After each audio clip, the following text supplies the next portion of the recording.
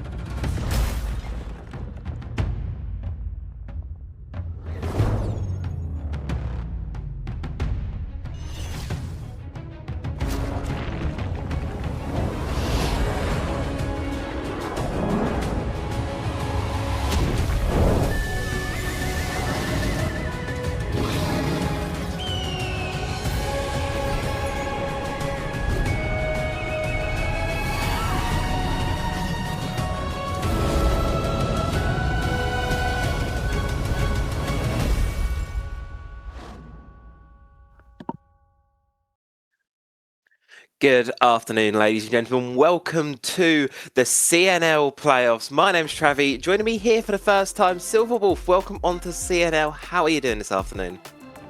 I am doing very well, Travi, and thank you very much for having me on board. This is going to be a very, very exciting day because we are going to be entering the brackets for the CNL, and we get to see how these teams compete in a best-of-3 environment for the very first time. It's going to be a really, really fun day here. Like I say, first time seeing these teams in the best of 3 officially. We get to qualify one team to the Salt Lake City Major today. Things are just getting better and better here in the CNL. We've got our 8 teams that have come through from the group stage. Unfortunately, we have had to say goodbye to Titan Esports Club and Leviathan Soul. They didn't make it through, but everyone else, as you can see, starting in the upper quarters, working our way all the way through the bracket. And this one, I love it because every team gets 2 chances, and that just makes things so much more fun and competitive. Yeah, absolutely, and those 2 chances are really going to be crucial, especially if you fall down early. And honestly, if you are a good team, like say All Gamers, EDG, or even Tyloo or King Zero Esports, you can kind of afford that second chance. But if you're everyone else, you really need to make it count, especially if you can catch some of those bigger teams off on a bad day. The real big thing here as well with this one is going to be qualifying through the upper bracket, because if you can qualify through the upper grand final and then win the actual grand final itself, that game has a significance important on it, because only one team from CNL will get a bypass directly into phase 2. All 3 of the other teams that qualify, so our 2nd, 3rd and 4th seeds, they don't go into phase 2. They have to play in phase 1, where 8 teams enter, only 4 make it through onto the next stage of competition. So your chances of qualifying from that point, they're already at 50%. They're already quite low. So if you can get that first seed here, you could sit back, relax, enjoy the competition, use that time to scrim some other opponents while you're over in NA. You know, there'll be a lot of teams there hungry for it. It'll be a really good opportunity for you. So all eyes are on really that clean path forwards. But like you say, so there's good opportunities for teams to bounce back, and really, if they do lose, it's not the end of the world here, as long as they can make that lower bracket dream run. Precisely, and honestly, for such a new region like the CNL, you really need that first seed. And as we look at the schedule for today, we have All Gamers and Wolves. That'll be the match that'll be kicking off in just a few minutes. Then One Coin for Angry Men, and then the upper bracket semi-final, where we will see one of these 4 teams already qualify for the Salt Lake City Major. Now, it's important to note that these are not elimination games. This is only in the upper bracket, therefore it is only mainly down to qualification at this point. But if you're either one of these 4 teams, you need to make the best of it while you can. Lower bracket run will kick off next week for the losers from today. But as you say, Silver, for these winners, for the guys at the tippy top here, they're in good shoes right now. 2 games is all you need to win. If you win both your games today, so you're what, 28 rounds technically? 2 maps away from the Salt Lake City Major at this point in time. If you can win 28 rounds today without dropping too many more, you will get yourself a ticket to the States. It's going to be a really good one. Like I say, all gamers versus Wolves. That's our top seed from Group A going up against our 4th seed from Group B.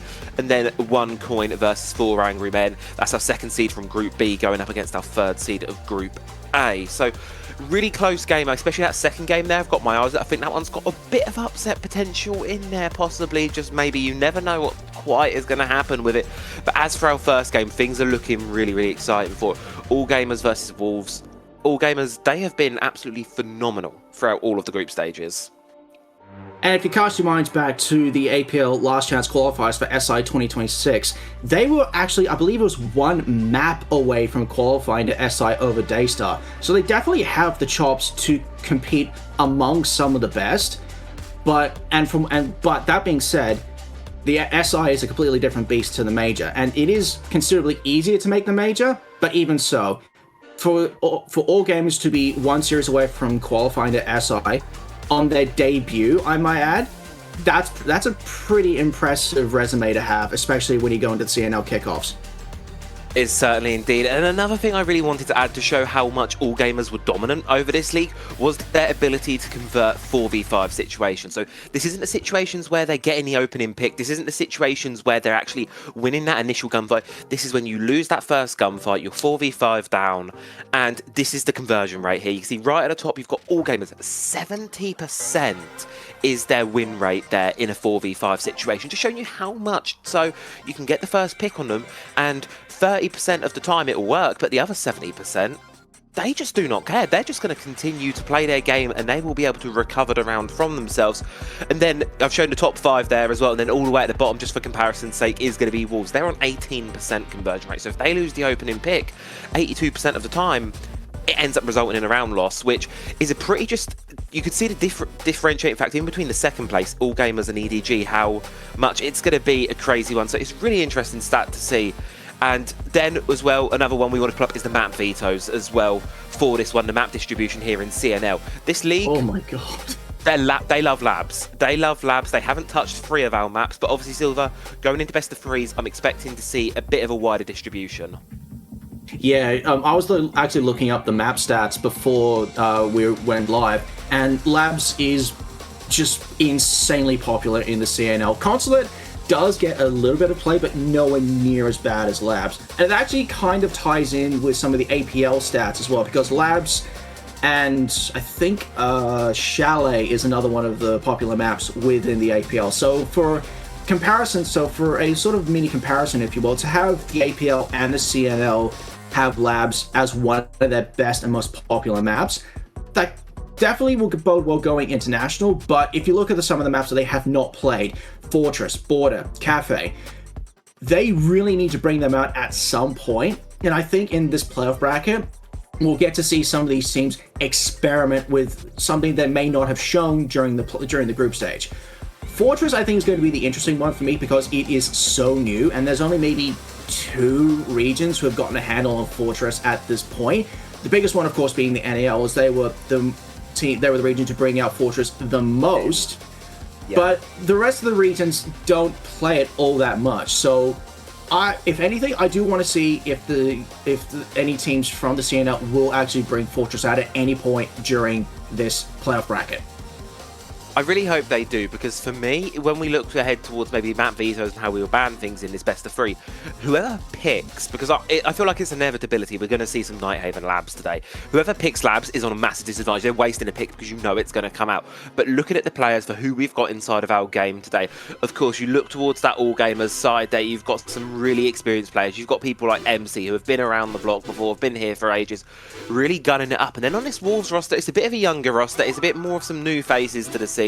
But they have put in quite a respectable performance throughout group stages, and I'm honestly really looking forward to wanting to see how they evolve going ahead in towards the playoffs. And if we look at the head-to-head with Deimos and Solomid, they're actually pretty even when you look at the stats. I'm assuming the top one is EPS 98-99, just below baseline. The kill ratio slightly falls towards Solomid in terms of differential. Costs, again, is pretty even, mid to low 60s. But then you look at their favorite operators. Solo mid on the Blitz and the Glass, on the Smoke, I should say, with Deimos on the Nomad and the Mira. You can definitely see there's a difference of playstyle with these two players specifically. So, and when you look at it, it's actually kind of a direct counter to each other. But as we go into the map veto, surprise, surprise, we have Nighthaven Labs as the pick of the Wolves, which, when you think about it, given that the Wolves are the number 4 seed from Group B, they do kind of need an advantage on this one.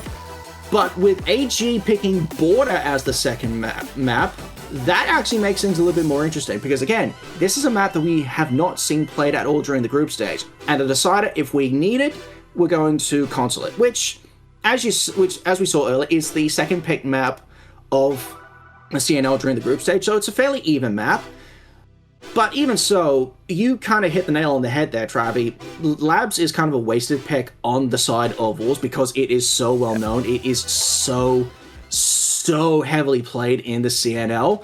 So I'm interested to see what they may have cooked up when going up against AG, especially when you consider the experience that AG has on their side and how, again, they were so close to qualifying for SI.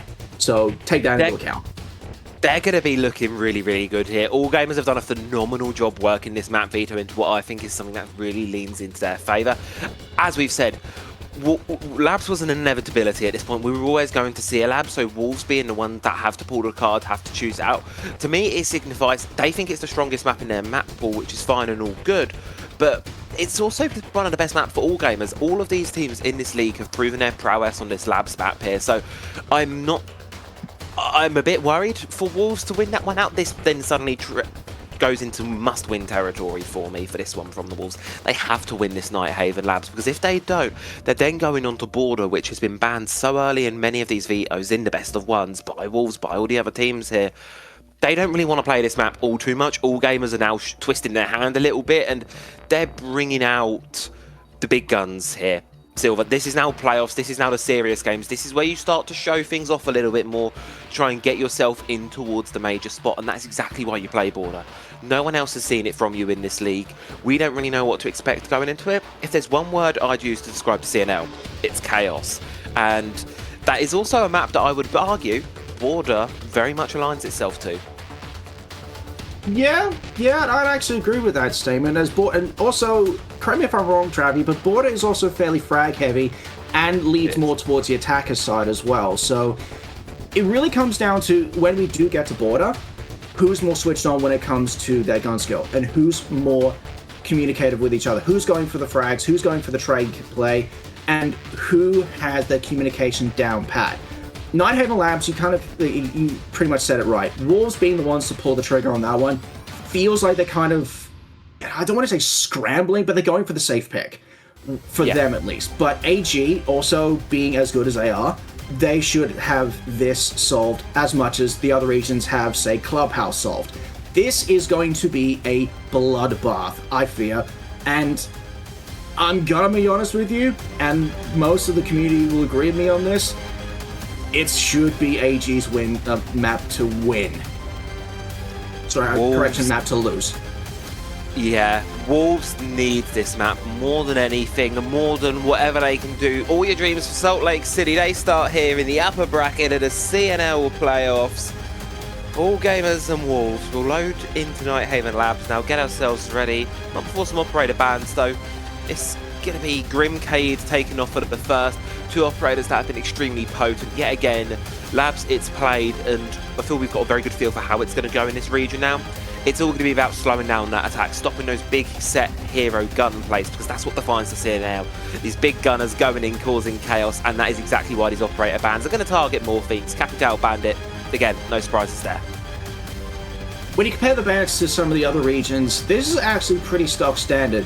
The thing that does flip the script just a touch is the Capital instead of, say, the Ying. Although that being said, the Capital is still a fairly potent operator on Lab, so it doesn't surprise me all that much to see the Capital banned off on the side of all gamers. But as I believe it is AG starting on the defense, they are looking to start on Command Server. So this is going to be a good litmus test for Wolves to see if they're switched on early. They got to start off the way you mean to carry on here. All gamers trying on their signature clash. They do love that one to bring it all on out throughout the entire group stage. They were relying on it, and there's no difference here going into the playoffs. The Razor Blooms, you can see here towards Electrical as well. They're just turning this top floor into basically a massive death fortress, if you like here. Not even bothering with the mirror. She is available despite the operator ban, so they could play the mirror, but no, you're wanting to play this more aggressive front line up here. I think all gamers are going to try and solidify this round, this game, with an early statement one here. How can you close this? How can we just dominate them and shut them down any hopes in the first round? So let's see what happens here as the attack starts to make their way towards the building. Right about now, Wolves are just kind of almost looking for an entry point right about now, because they're all kind of just posturing around the side of the building. No one's really entered side at this point. No one's really gone for any sort of wall deny or wall opening. They've got so much of Heartbreaks available because of both the Kaid and the Bandit being banned off. And as we see the Thermite charge going off, I think that is IT wall that is being opened up? No, it's Connector, my bad. But the same thing will still apply. It seems like they're just looking to get the walls open, get the main breaches open as early as possible, and apply a little bit of pressure onto the bomb site. Them not having the mirror, so AG not having the mirror is a bit of an interesting pick, but I do see where you're coming from, Travi. They're just looking to get aggressive and just apply that much denial onto the site itself. So let's see if Wolves can crack this nut open. It's turning this one into a box upstairs. Like I said, you saw Recap making his solo little incursion downstairs, clearing things out. No contention there from the side of all gamers. More than happy to forfeit that space. Don't really want to play. Instead, what we're seeing is demos on the Nomad on a really aggressive frontline position here. Unfortunately, the air jab did just get caught on the plant. Their second one will make its way in towards the objective. But that's all 3 air jabs burnt already. There's one on the electrical doorway, one here inside of Connector, and then the further one inside of the objective. But pushing in towards rafters now. Here comes Carty, able to get the first pick there, shuts down Yaz. First pick going the way of Wolves here. Nice aggressive start, exactly what we want to see, as they're making quick work of this. The Zami taken off the board is not ideal for all games, especially when that's basically your only construction operator. I'm not sure what Moonlight was going for pulling out the pistol. I think it might just be run out of ammo.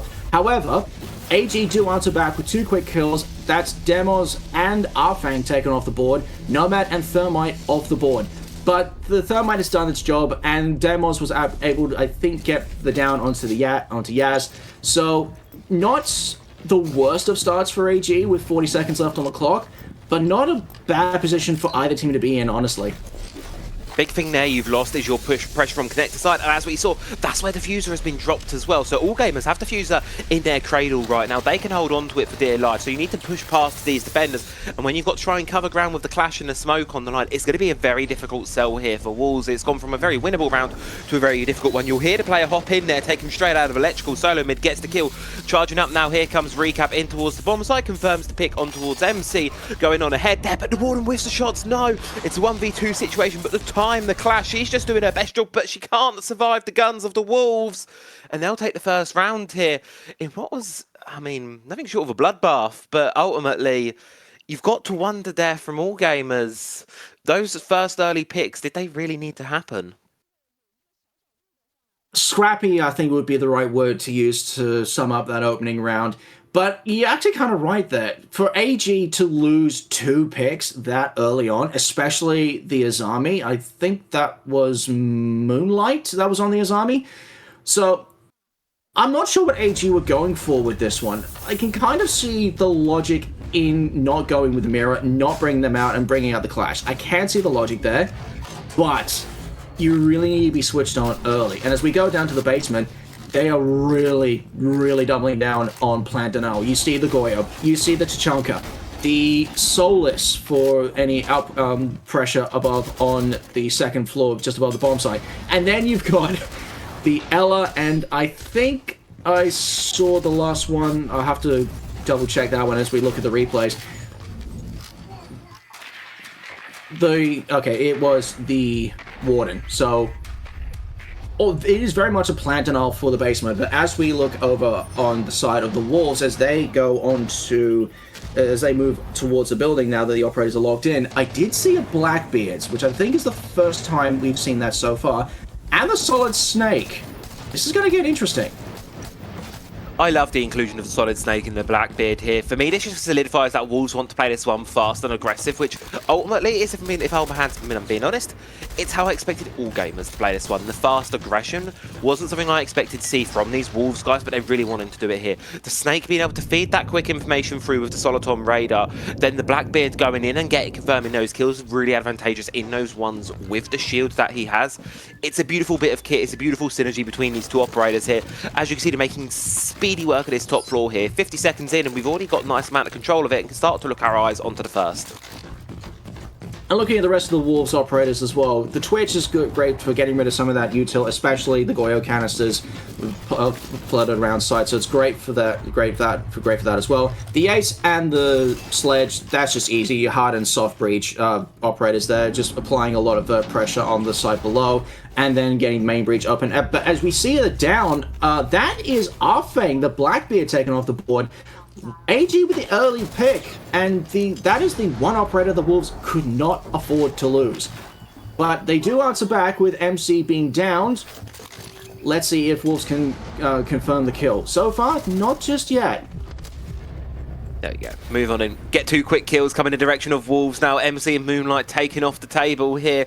All gamers yet again find themselves in a man disadvantage situation, prompting the Wolves to be able to really extend their space here. Still got 2 defenders up on the first floor here. You've got Solo and Yaz playing these positions out extended here. They are isolated from one another though, so you've got to be really careful. Trying to deal with this Warden. The flashbang's going in, but it's a Warden. He doesn't really give a damn, but he can't shave off from the back there.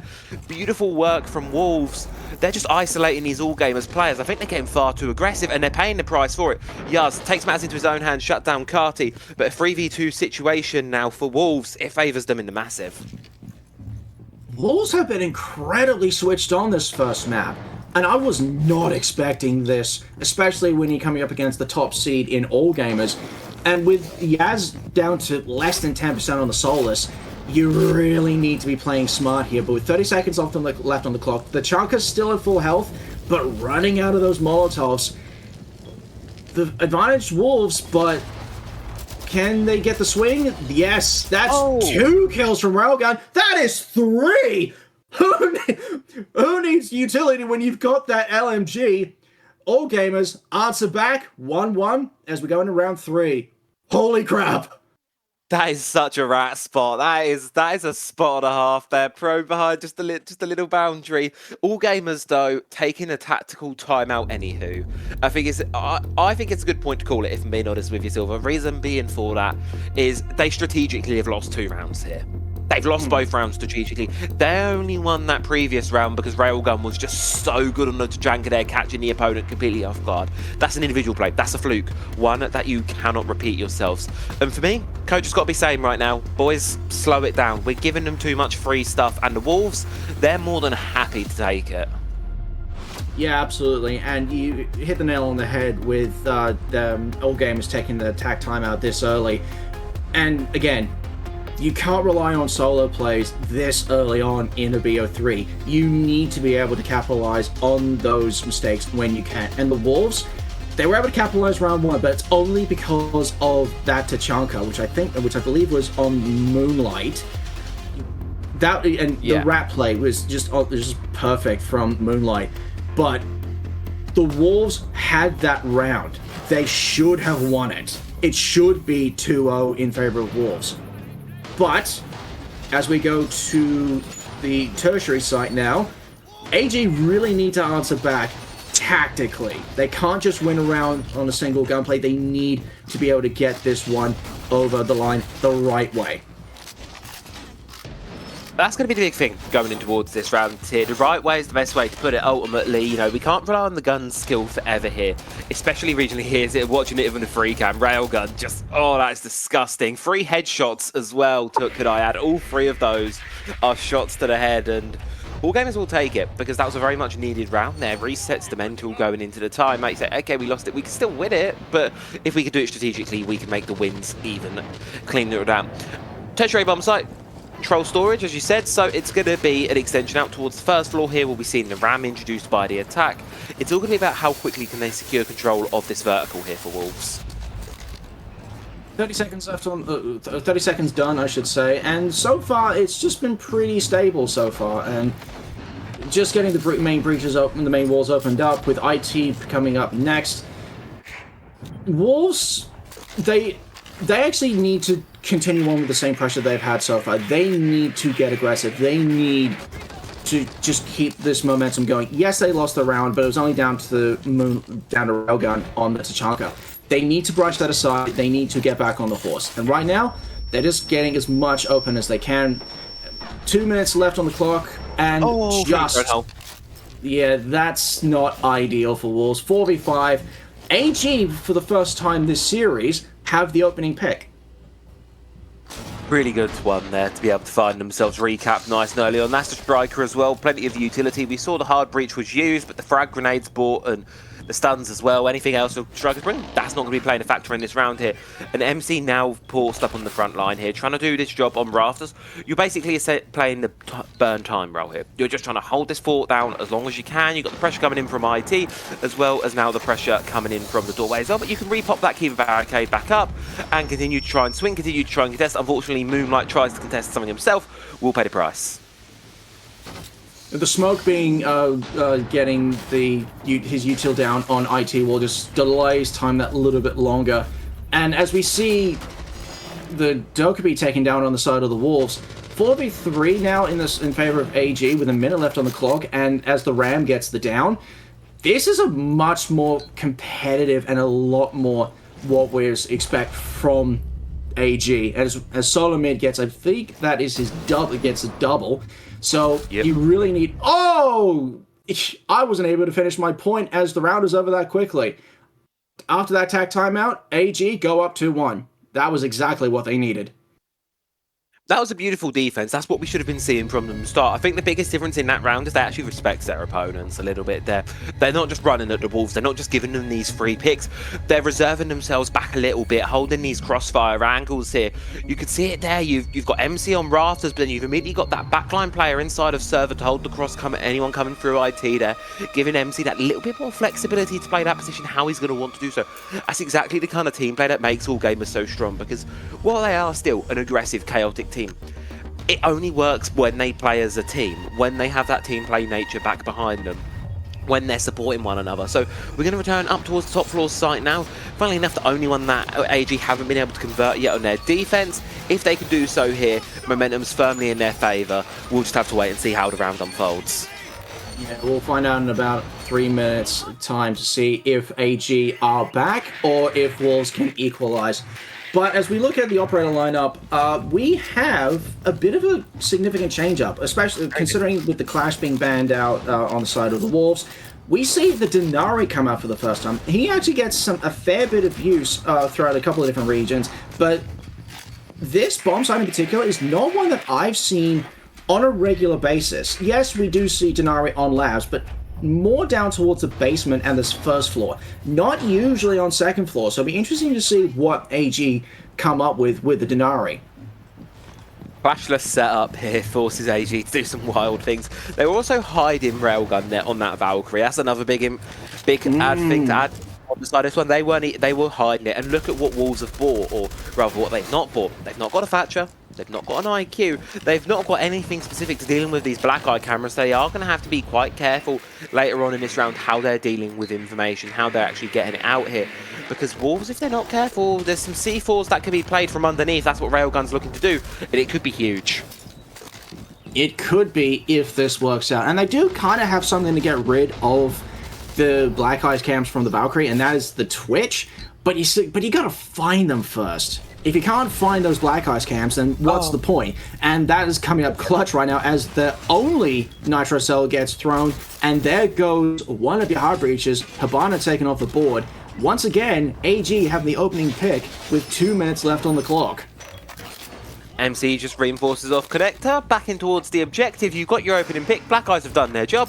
And as you can see, it, Wolves are left a little bit scratching their heads, going, hey, we've lost a player.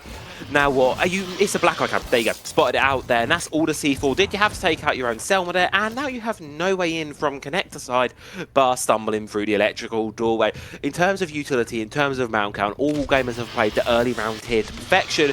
And it's leaving Wolves with a lot of questions raised of them going into the second half of the round. Still not a bad position for the Wolves to be in. Yes, you don't have the util to clear out IT and be able to get onto the bomb site, but you still got guns, you've still got some fairly powerful operators as well, so not a bad position for Wolves to be in, but they need to get at least the next 2 kills for this to come back into the realm of possibility. Again, it lies onto this player out here on the rafters. Yaz playing this position with life yet again, hidden behind the key barricade, none in back pocket however, but it doesn't stop him from getting a kill. Railgun to follow with a second as well. Wolves are firmly in the grave inside of this 2v5 position. Demos and recap left now to try and salvage this. Yeah, this is a bad position for the Wolves to be in right now, especially when you got about 30 seconds on the clock. 1v5. Demos on the Nomad, I believe that is. Oh man, that is a bad position. You might as well just get outside the building and have an additional attack timeout, because there's no way for Demos to be able to pull this off, especially when you got all 5 defenders still on site, or at least close by. 15 seconds left. Either go for a Hail Mary or just get out of there. And unfortunately, AG get the flawless round. This is AG building momentum. This is what they need. Unfortunately for the Wolves, though, they've got 2 rounds left in this half. They need at least 1. Firmly in their sails right now here for the side of all gamers. Wolves, one thing that I've always liked about this roster, because I've been privileged enough to cast 2 of their group stage games and watch them twice, really lucky to do so. And the one thing that's always stuck to me about this roster is they get fired up, they get excited. It's actually really heartwarming to watch these guys play, and they have so much fun playing this game. They love Siege, they love what they do evidently, and I honestly cannot really wait to see how things unfold for them going into this, but they need to get that fire back, they need to get that spark back, and I'm hoping they're going to be able to recover it here. Let's hope they do. Just dealing with a little bit of tech issues on my end. Unfortunately, I'm kind of blind right now because I can't see what's happening. So we're back in basement. We're back in. I've got the feed. Don't worry. Feed's alive. Okay. Hold on. Give us 2 seconds. But no, we're back in the basement. We're bringing back that Tachanka, kind of as you would expect for this basement hold here, coming in from the side of Wolves. All gamers, Ying, Dokkaebi, they got the Blackbeard as well. They're looking to play this one aggressive, and I can't wait to see what they do with this Glaz pick as well. There we go. We're back.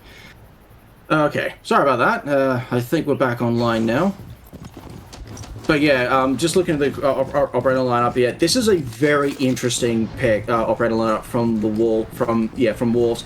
AG feels pretty stock standard, feels pretty safe, but is definitely a lot of denial potential, especially when you have both the Mute and the Solus on board. So Wolves really need to be smart about this one. I think they can pull it off, but they can't make the same mistake as they did last time. They need to drone out everything. Otherwise, we're going to have Railgun getting another 3k late in the round.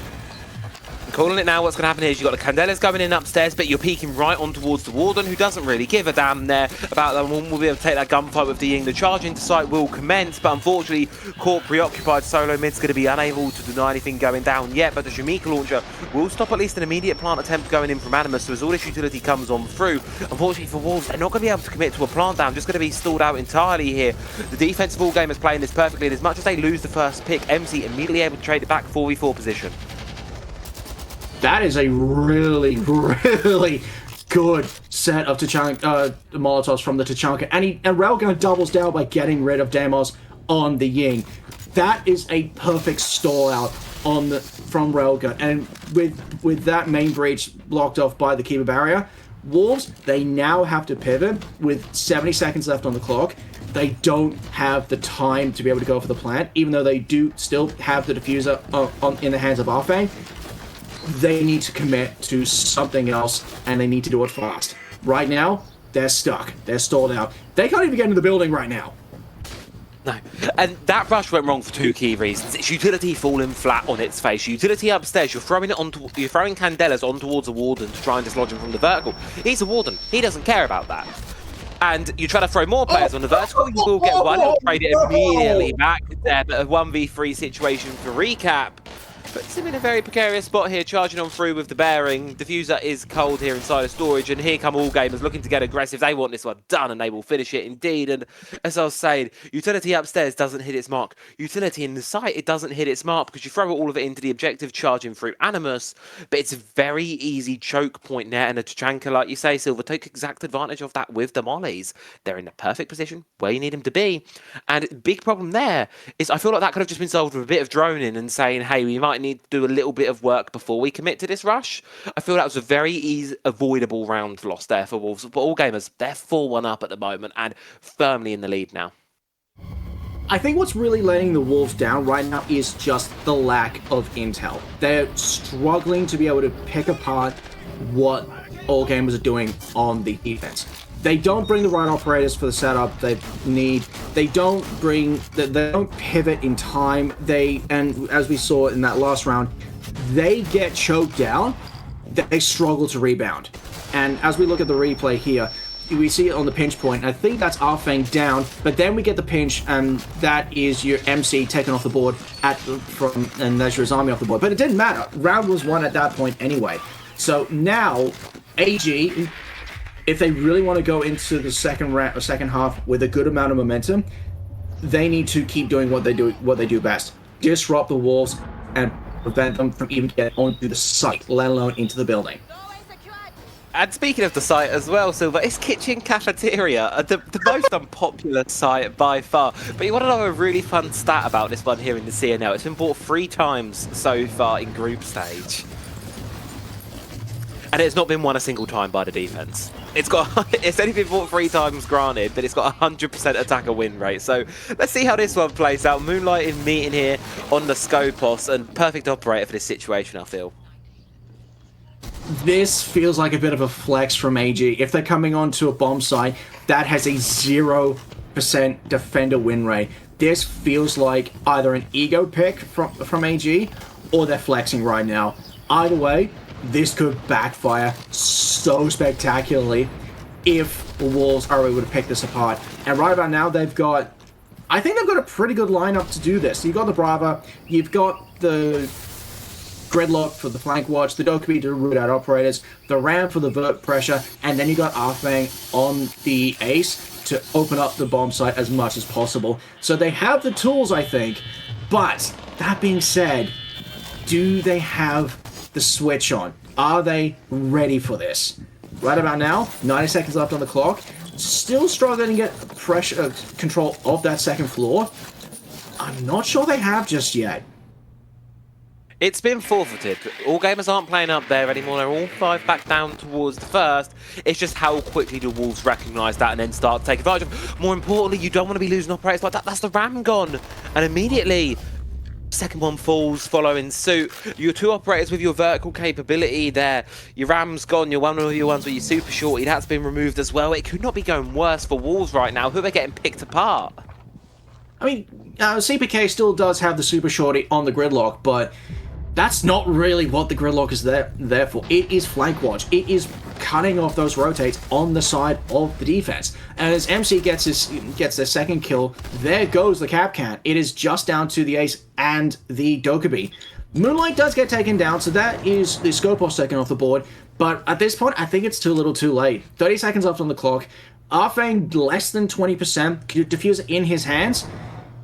Good luck. All pressure as well from this Wolves attack has been completely mounted by the All Gamers, and you can see the outlines. They're back on the top floor. They've regained control of this vertical. 15 seconds to go inside of this round here. Plant seems like a dream in hell right now. There's no way this thing's sticking the ground here. You have to hope for a miracle if you're the Wolves, but Demo's on his own, doesn't even want to give it a fight, doesn't even want to give the attempt. All Gamers, they'll get the 5-1 half, and after a rocky start, it's a beautiful recovery from them. 2 rounds away from stealing their opponent's map pick. You say recovery, Job. I say expected. even though, yes, the Wolves did end up winning that first round, that was only because I think AG were not respecting. I honestly do think the Wolves. In and out. I see. Exactly. Okay. Alright. So, guys, we need to be careful because on defense they rat a lot. Okay, they're gonna hide behind the desk, they're gonna hide behind the corner, etc. 我们他们防守了，我们一定要小心一点，因为他们很会去藏，找机会会躲的，躲着那个桌子上或者是什么。They're gonna do cheesy play like that. Be careful when you open the window, etc. Okay, they might peek. 有开窗的时候，他可能直接露个头出来拉你之类的，小心一点就行。Remember, if they ban green first, we do Cade first. If they ban green first or like another outside of the hard reach, we ban as them. Okay. 如果对面ban那个叫什么？先搬开的，如果对面你搬斜就搬了，对。I'm loving this. I don't know if you've got the sound on for it, Silver, but I'm just loving this. I feel like I'm at home. I've got Phenomena, beautiful French accent in my ears. We're back home in EML.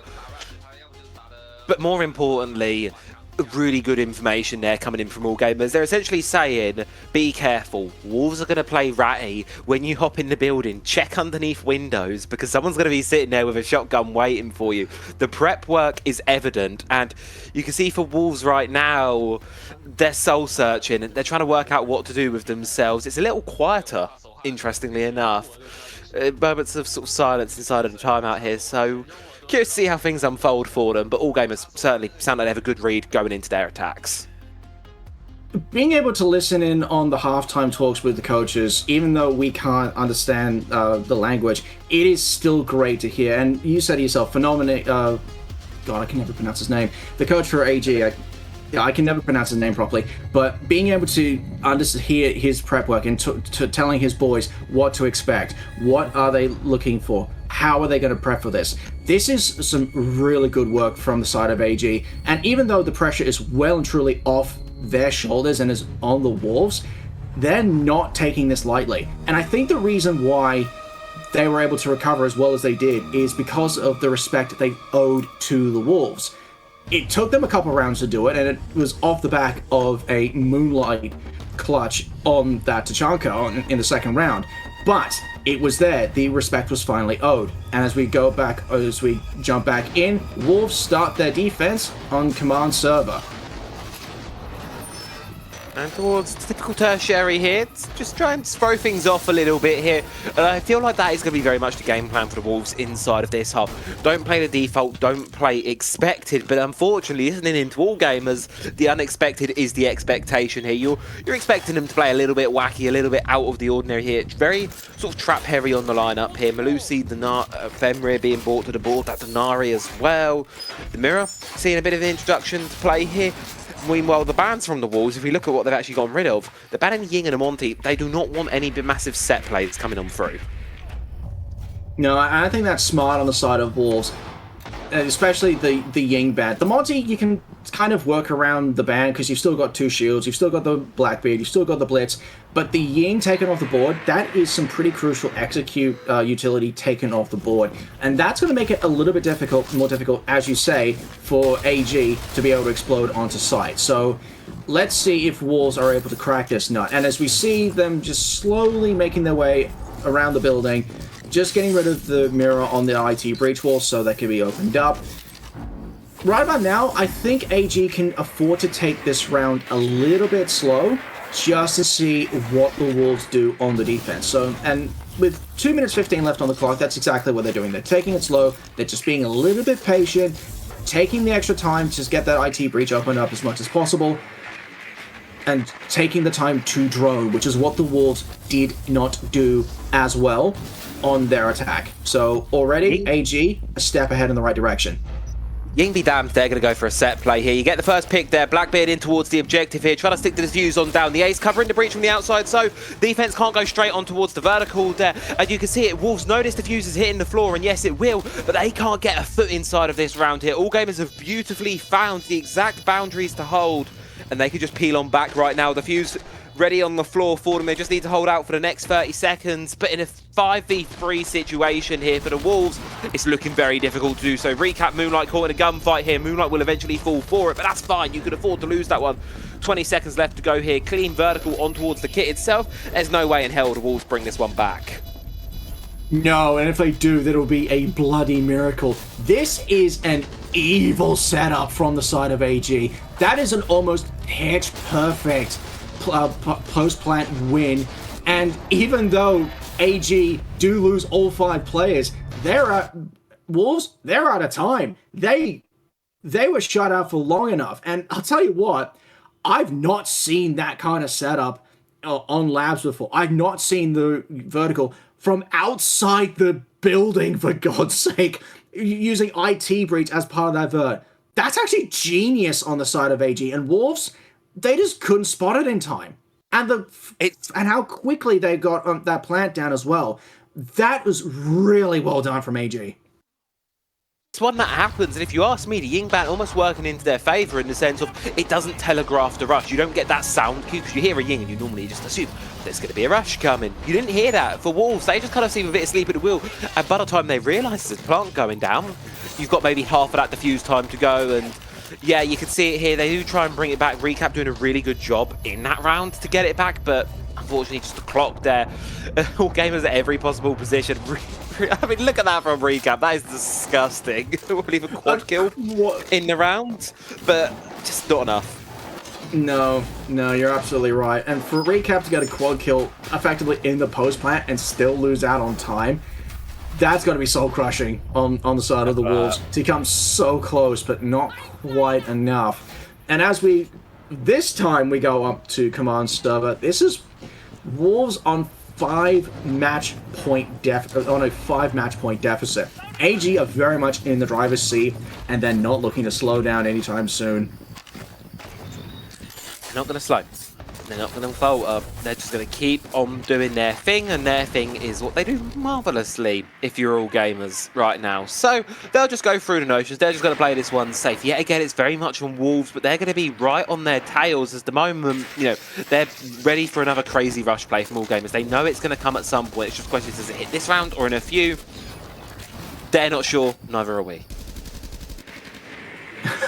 This may be my first time watching the CNL, but I'm already loving what I'm seeing here. This is chaos incarnate, and I am all for this.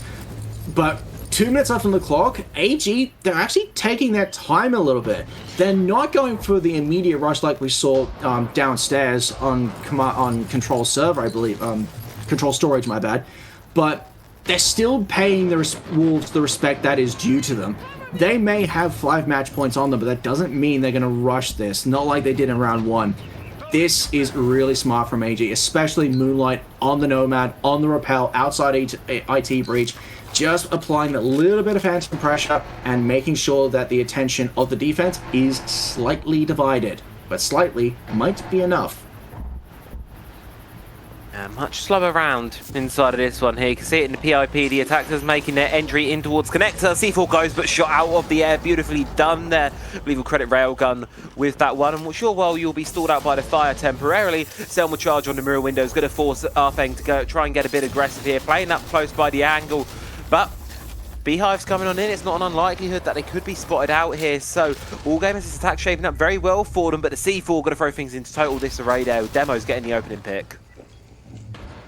This is the first, and I believe that's the first time in a while that we've seen Wolves get the opening pick. I believe it has been 4 rounds, maybe 5, since we've seen Wolves get the opening pick. But as we know, AG are very good at pulling back a match deficit, a man deficit, if they lose the opening pick. And I wouldn't be surprised if we see that here. 30 seconds left on the clock, 4v5. We've seen this before, but not from a 3v5. It's just got a little bit more difficult with effectively 1v5. Yaz still on his feet. 1v4, 20 seconds. Yeah, this is going to be tough for him. You got Barbed Wire in the way. Everyone knows where you are. I think Yaz recognises it as well as everyone here. You're 8-2 at the moment. Just pad the KD, save the stats, get what you can. Finds one, another one comes swinging out. CV Gay there comes through, confirms the pick, and there you go. Wolves are on the board. Smiles are back on their faces. It's 1 round, Silver. We don't want to get too far ahead of ourselves yet. This isn't some miracle comeback that's going to be on. I don't know if you were watching last night. We actually saw a 6-1 comeback in EML. Twisted Minds were down 6-1 against the Shifters, and they ended up coming back 8-6 on Border. So it can happen. It's not a one-off miracle from some 2024 SI Grand Final, but is it going to happen here? We will have to see. Wolves, though, it's good to see they're at least putting some fight here on their defense. Yeah, I agree. And I actually did miss that the rest of that Twisted Minds match. You said it was against Shifters, yeah? That's the same round. No, that's the it was Falcons. Oh, okay. I'm thinking of that Shifters game where Twisted Minds lost the opening map 7-0, and they still went on to win the series. So, yeah, you're right. It's not impossible to come back from a 6-1 deficit, but that being said, when you're coming up against one of the best teams from the CNL, and again, we will repeat this ad nauseum, we're 1 series away from qualifying to SI through the last chance qualifier bracket. The Wolves have the work cut out for them, but if there's any time to pull out a miracle, why not do it in round 1 of the playoff bracket? Do it now. Why not? It'd be Exactly. fun. Love to see it. I'd love to see there's nothing more I would love to see than a bit of an upset. This league is chaos. I want to see some chaos inside of the bracket, not just inside of the rounds themselves. But you can already see what all gamers are going for here, can't you, Silver? They've got the Glaz, they've got the Blitz. This round, it's just going to be hell on earth again for Wolves. Yeah, I spy Hell in a Cell incoming, and especially when you have the Thatcher on board as well to get rid of any electronic util. That is 2 quick kills taken off the board. Yaz, Railgun taken off the board in trade, but you still got the Blitz, you've still got the Glass, you still have the Thatcher, and look at this. Solomid is already on site. 3v3, Arfang does trade back, there goes your Gridlock, but AG, they're going for a rush, and you know what? It is working. 2 minutes left on the clock, 2v3. AG is getting the plant down. Oh, they could have actually got that plant down if they actually were able to stick it, but the positioning of the Solus is really giving them hell. And you know what? Plant does go down. 2v3, post-plant, it is in the favor of AG, but you've still got the Blitz covering the diffuser. Both defenders up on the upper floor. I do not understand why. There should have been at least 1 guy down. And now they're paying the price for it. 1v3 in the favor of AG. Travi, I spy Border incoming, and it is going to be a matter of time. I spy a Border coming there. I've got to really question what we're doing here, because Wolves... Recap goes over towards the Animus. Hatch goes, hey, Animus is completely boxed off there by a castle barricade. You can't make your way down it because you've castled yourself in. And then immediately right afterwards, repeat the same thing. And twice that happens in that post plant there for CBK, but I digress. All gamers very comfortable close out to the map there. 7-2 victory they will find themselves on. More importantly, it's going to mean they're going onto their own map pick on Border, like you say, Silver. 1-0 up in this series. Just 7 rounds stand between them and their Salt Lake City qualification game. That'll be coming up later today. Can Wolves make the comeback on their opponent's map pick? Border for the first time in CNL. Going to be coming right up after this short break.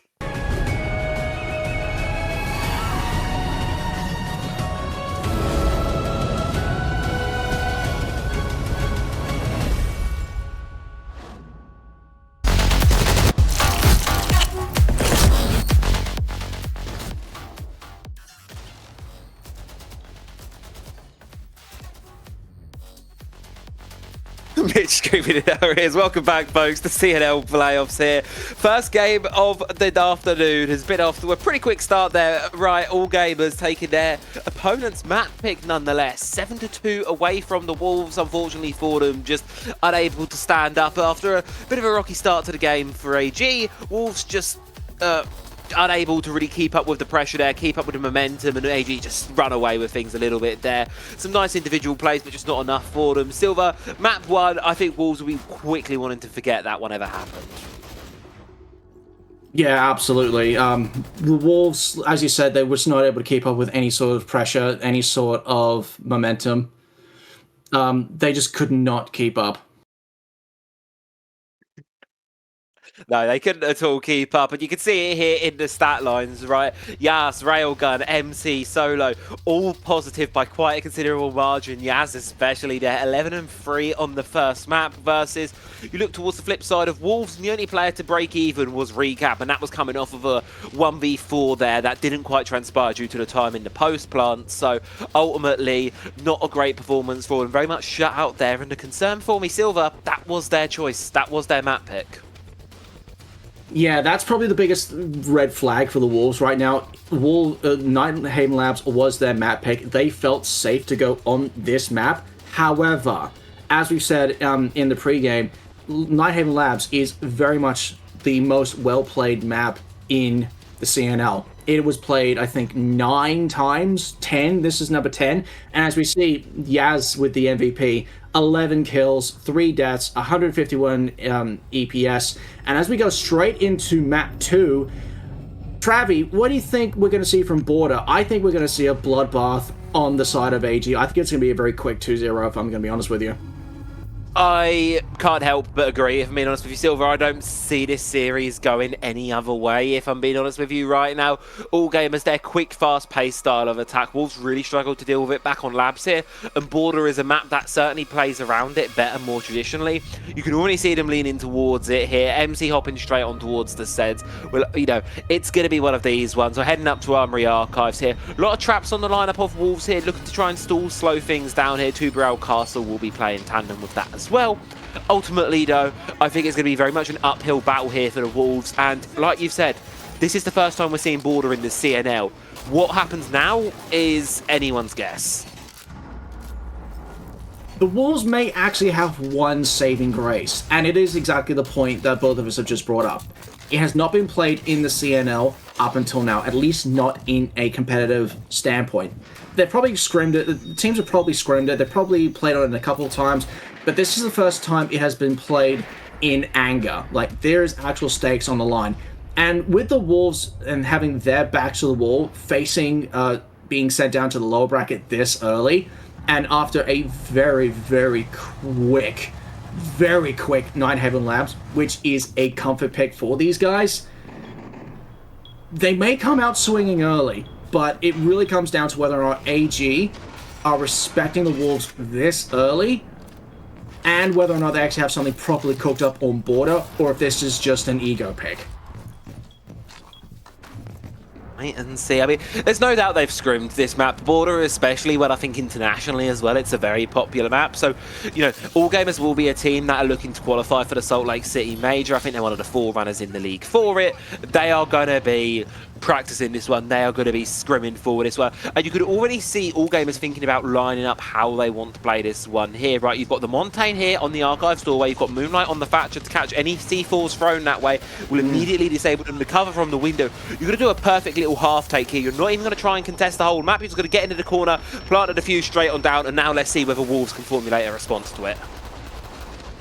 And you know what? That plan's going to go down. That is a textbook rush from the Monty on the side of All Gamers. And now, AG are pretty much in the driver's seat to take their first round in stunning fashion, especially when you got 2 quick kills on the board, 5v3, 30 seconds left on the clock.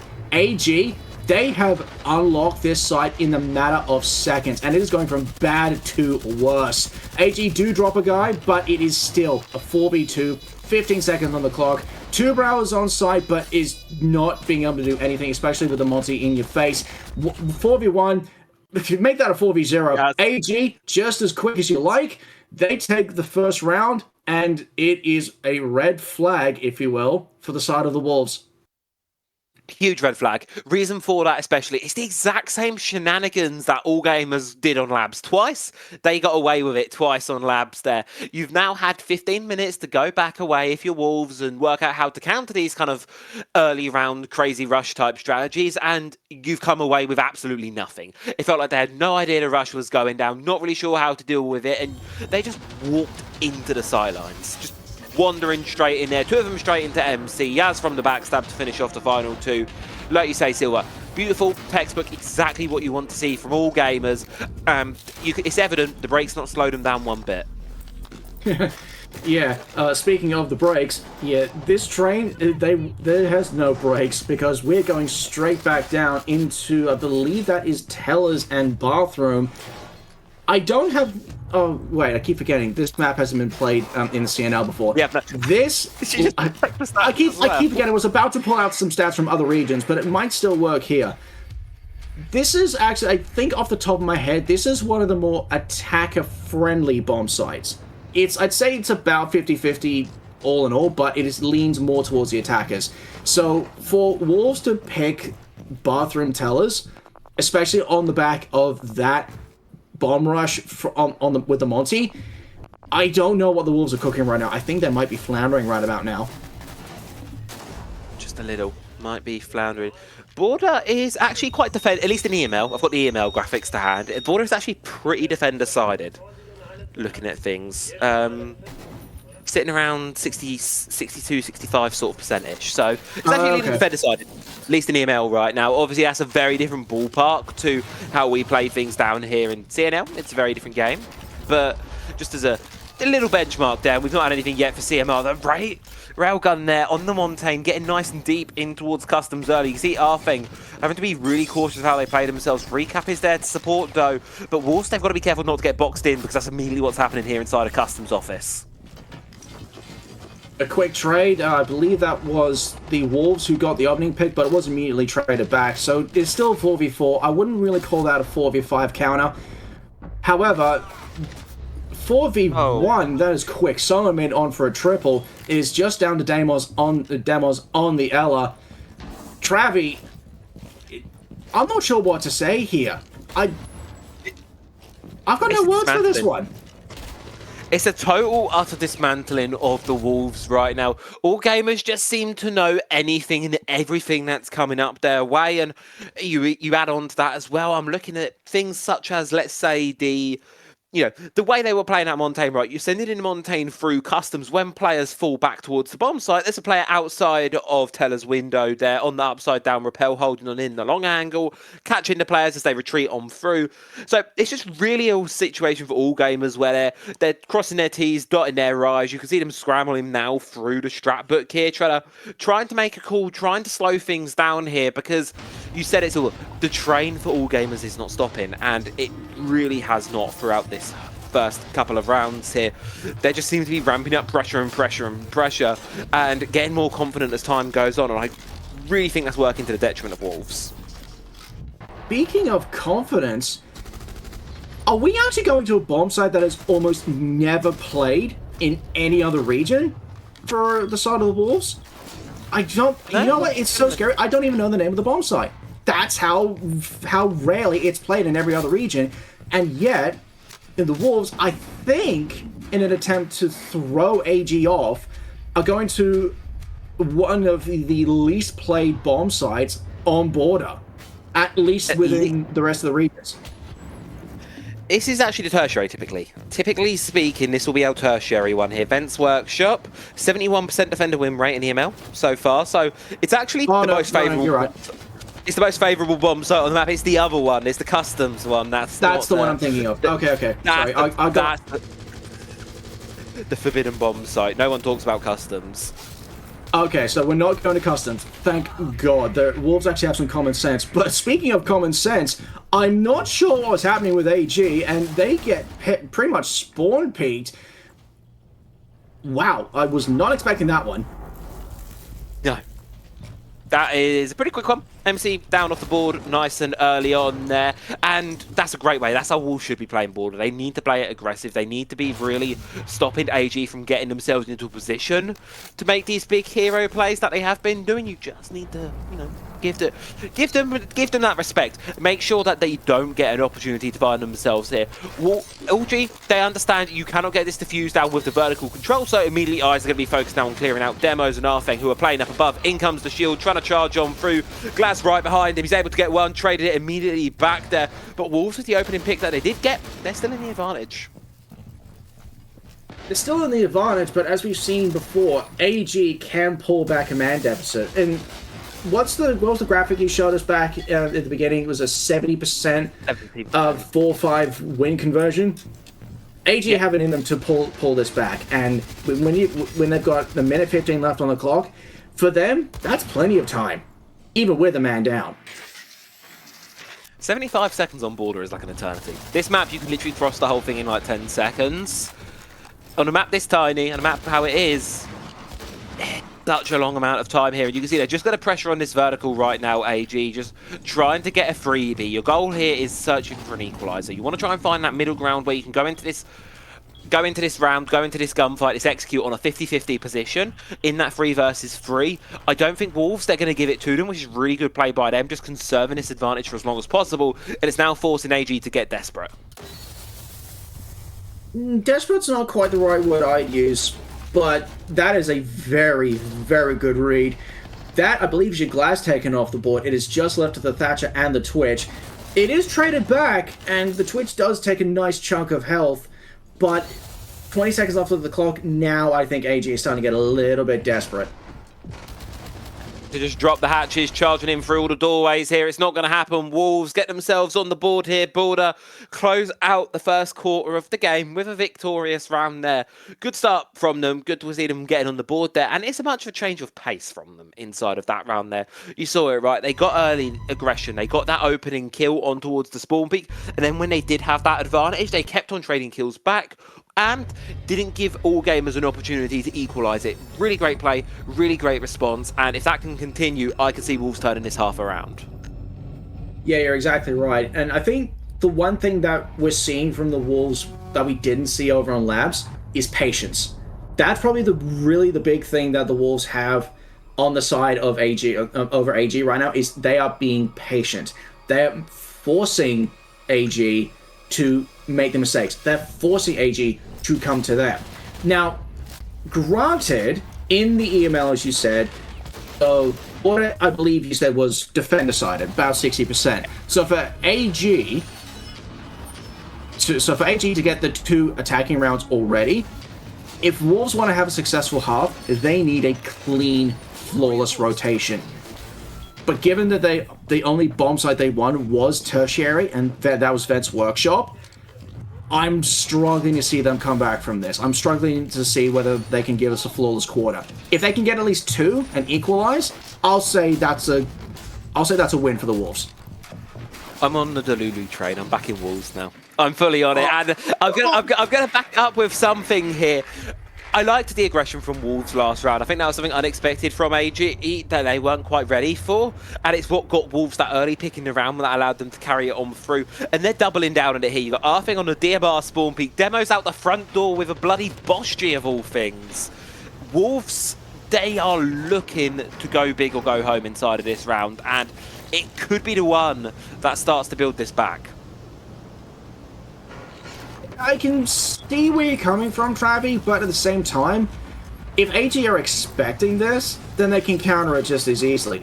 I wouldn't quite say this is desperation on the side of the Wolves, but this is aggressive, and generally speaking, I do like it. But with the Vigil taken down to almost nothing, that's not the position that you want, effectively, your Roma to be in, especially someone as valuable as the Vigil with that Boss G. So Wolves really need to play a lot smarter with this one. 2 minutes left on the clock. They still got plenty of time. So, balls in either court, honestly. Let me have my delusion in peace. Let me believe. I'm sorry, I'm an Aussie. All we do is break delusion. Yeah, see, I'm like an APAC fan that's in EU. I could support my own region and be a lot happier in my life, but I prefer watching. I prefer rooting for the APL teams. It's way more fun that way. Shaping up here from East Stairs is going to be all gamers. All of their attack literally all over towards East. Very sort of one-dimensional looking right now, just as a slow plot across the map goes, but it is that time factor. Wolves have got more aggressive, and it has in turn forced all gamers to just play that little bit slower, a little bit more conservative, but with security control being established now by the attack, they're starting to make better progress. Just being a little bit... Oh, I was just about to say they're being a little bit patient, but Yaz actually finally gets the opening kill with a minute left on the clock. There's your Mozzie taken off the board. Vigil's still down to almost nothing. The Tuberow's taken off the board. 5v3, 5v2. MC is on a heater right about now. It is just left to Demos. Okay, it is... No one's left alive. Once again, I didn't get to finish my point. AG answer back very convincingly. 3v1 in favor of the men in red. Am I allowed to retract my previous statements? Too late now. That record. Am I too deep in this one? Too late now. Okay, well, we're on the topic of positives and Wolves. These jerseys, I love these new Wolves jerseys because, like, the old, I don't know if you'd seen the old Wolves, but they were just like pure yellow. I wasn't really a big fan of them. They were bright, a little bit of an eyesore, if you ask me. These new jerseys, these like white striped ones, well, I actually really like them. They're so clean. Yeah, it definitely gives me Japanese baseball vibes, which is, I think, is kind of what they're going for with this one. But yeah, you're right. New region, new jersey, and like you, I actually do like the Wolves jerseys, which is something I never thought I'd say regarding the Wolves, but that might just be me being a cynic. No, I'm with you. The old Wolves jerseys. I'll be honest, I really didn't love them, so it's nice to be able to go, oh, at least they've got a cool jersey. And there are a lot of cool jerseys, actually. I think it was Leviathan as well. You know, dare I bring up their name. They had really nice jerseys. Loved the Leviathan jerseys. Just wish we got to see a little bit more of them. Okay, while we have a little bit of downtime, your favorite jersey across all regions. Give me your top three. Oh, top three jerseys. The Elevate SI jersey, that was clean. The jersey they had at SI, that was really, really nice. Shifters, they have a good jersey. I do like the Shifters jersey. Yeah. And the liquid jerseys, the like navy blue liquid jerseys, those are nice. Yeah. I'll give you Elevate. I'll give you Elevate. I'll give you Liquid. I'm not so sure about Shifters, if I'm being honest with you. But that might just be me. Okay, I'm thinking of... Yeah, it's Shifters. I'm thinking... Yeah, go on, tell me. Go on, Silver. We'll put you on the hot seat now. Okay. 2024 SI Team Bliss. Oh, we can go back. Oh, I didn't realise we can go back. Okay. Let me rephrase that then. I do like the Chiefs jersey for 2026. That one was actually pretty good. To be honest with you, I've not seen a lot of their jerseys. I think I've seen a little bit of 100 Thieves. That looks quite nice. But then again, I've always been a bit of a sucker for black and red. I mean, you get to see much of that jersey. And this is a bit of a hot take. I'm actually going to go with Secret's SI jerseys. Oh, the Secret have nice jerseys. I do like the Secret jerseys. They're very nice, clean, like, because it's just like black and white. It's just very like pure. Yeah. But I don't want to talk about Team Secret because that makes me sad. As an ENL person, that went from second place at SI Grand Finals to them not even making Salt Lake. I don't even want to think about Secret right now. It makes me too sad. At least you'll be going to EWC. We could hope. Oh yeah, they won that last year, didn't they? So they get an invite back to that. They get a direct invite. But back into the game, now that we've waffled on a little bit too long. Sorry about that. I mean, nothing. 5v5, 4v5 now. Wolves getting the opening pick. There's your Deimos taken off the board. 40 seconds left on the clock. 9 players still alive. I suspect this is going to become a meat grinder. It will be, and a big factor as well you've got in play in this one is Arfeng down below on the Tuberel. C4 ready to spring into action when queued, so it's very limited safe space for this Montaigne here to try and get down the plant here. With the Vulcan Canisters popped as well. Demos in a rat spot in the corner. Oh no! What the hell? Not anyway, just about there, Demos. That would have been a fumble of all time if you'd missed that one. 10 seconds left to go on side of this round. All gamers completely locked out here. Eventually, we'll swing in from the archives door, get the trade back, but it's only a 2 versus 4. It's a band-aid on a body that is rapidly bleeding on out there. Becomes a 1v1, but from behind, the backstabber of the Tuberel will save the day for the Wolves, and they'll get the round over the line there. 3-2. We now sit. I can't get over the fact that there was almost a bungled knife kill. Kudos to them to recover that just in time, but Oh my god, that could have gone so badly. That could have gone so badly. If he misses that, that's going on like TikTok, like straight away. Or whatever the equivalent is for the CNL. Yeah. Oh, we do have TikTok in China, do we? Okay. We've just been told otherwise. Okay, so if we go straight onto TikTok, that one, I mean, I do have to wonder, like, obviously, we don't really know any of the CNL talent. I do have to wonder, like what's going on over there, because they're not, as far as I'm aware, they're not on Twitter. So we don't really know what's going on too much. I just see all you really get feeding out of the region is the odd people that watch these streams, and then some of the import coaches as well from other regions. Like Mingo coming in from APL North. Funomame coming in from France, from EML. So we've got some people that have come in and kind of share, but it's weird. It's definitely different.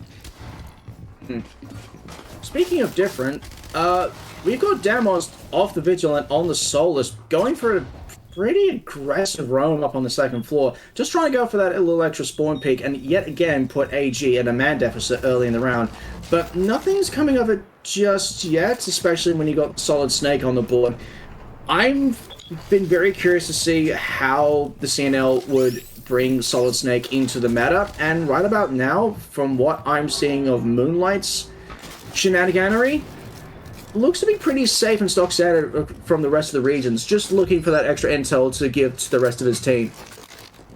Solid Snake is great. I love him. Maybe a little bit too strong, but I do love him.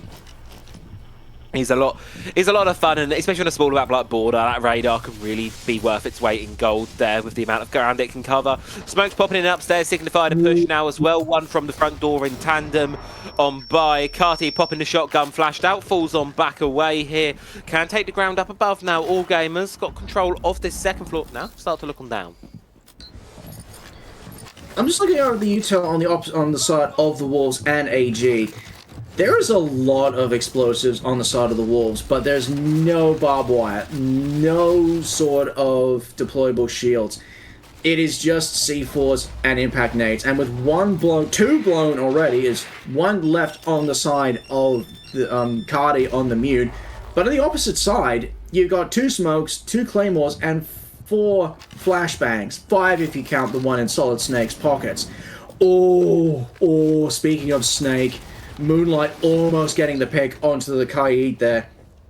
CPK is an incredibly lucky man to be alive there.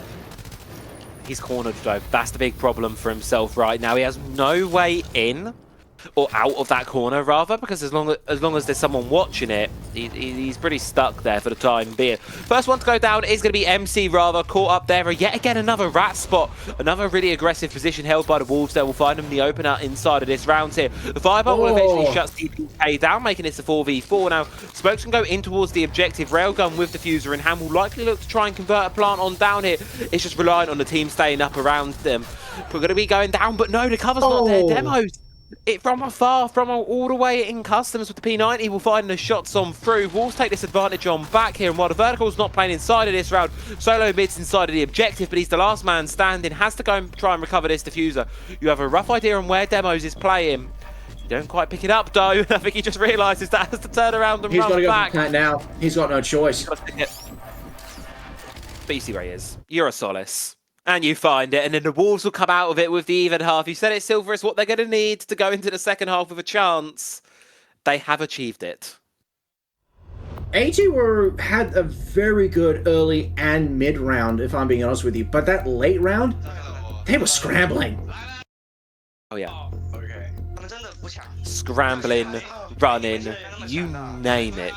They were all over the place, a bit chaotic, and what scares me there for a little bit for AG was that was exactly the kind of stuff that Phenomenal said in the previous the halfway timeout on Labs, right? They're going to play rat spots, they're going to play a bit cheeky. That's exactly what Wolves have done and gotten away with here.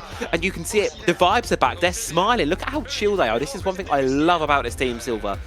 They're so happy when they're on winning. Yeah, absolutely.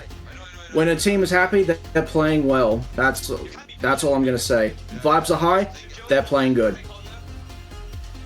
They are. They're playing so well for themselves right now. I love it, just reclined on the chair waiting for them. There's not much going on in these TAC tiebouts, you know. It feels like it's just a bit of fun chats between the teams, getting ready to go for it. And versus, I think, on the flip side, for all gamers, I think it's going to be a bit more strategical.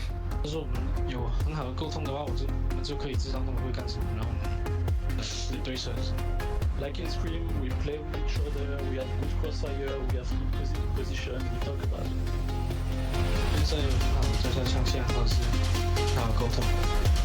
Okay guys, you got this, you guys are inside, okay? 2-3 on border is well enough for us because we're inside on defense. 3-3开局是已经足够了，因为我们防守很强。 Okay, it's round by round. Okay, 1-1 present. Okay guys, let's fucking go. Let's go! Do we know, do we like being, no we do Monty Blackbird, right? Yeah. Oh, I love that. I love that from Phenomenal. I think it's a really good read on towards it. 3-3, it's a good split for Border. We said it was 60% defender favoured, so 3-3 is a good split there for the side of AG. And to quote Phenomenal, their defenses are phenomenal. They've got this in the bag, they believe. So, Silver, going in towards this second half, ban-wise, what are we expecting to see from Wolves? I wouldn't be surprised if we see something out of pocket. The castle makes total sense on the side of the Wolves. AG banning out the Monty, that also makes complete total sense, especially what we saw in round 1 with that Monty rush. Going for the double shield ban, as well as the mirror taken off the board. None of these bans particularly strike me as out of left field, but you can definitely see the strategy in play on both teams. AG, they're looking to prevent any sort of shield rush like we saw on that when they're attacking. For the Wolves, on the side of the defense, you're just stopping as much construction as possible, and with that mirror providing so much power with the Black Ice mirrors, especially if they're placed correctly, that would be an invaluable asset. The castle just makes a complete total sense, locking off a lot of those doorways and making it more difficult to breach sight, especially when you go to, I think it's Archive Armory, which is where we are starting for on the side of the AG defense. Just doing a little bit more side construction before games begin, before the round begins. I think if the pattern holds from the previous half, we could very well see overtime. But I reckon it will be a pretty comfortable half for AG. I still think we're going to see a 2-0. I think it depends entirely on how this one plays out here for Wolves. It's all very much on them, I feel, inside of this half. All gamers, they are going to be comfortable on this defense. I think they're going to be quite happy on it. It's really how are the quality of Wolves' attacks, more specifically on a map like Border, because it is a far cry from Labs, where it's that bit more slow, a bit more strategical. Border, it's fast, it's aggressive, it's a war of attrition, it's constant action in your face, something that all gamers have not shied away from in even more traditional, slower maps. Now, Wolves are going to have to play against it here on a map where it's right at home, and do they have the mettle to step up to it? Well, let's go and see. And as the action kicks off with a minute left on the clock, the Warden is taken very low, and in fact is taken down. However, on the other side, it is... wow. Wolves are dropping bodies already. It is equalized slightly, 3v2, minute 40 left on the clock, but Wolves dropped way too many bodies this early. Advantage AG so far, with a minute 40 left on the clock. You didn't clear security. You're charging in through the armory doorway, but you didn't clear security, so you are just going to get absolutely rinsed when you attempt to do so.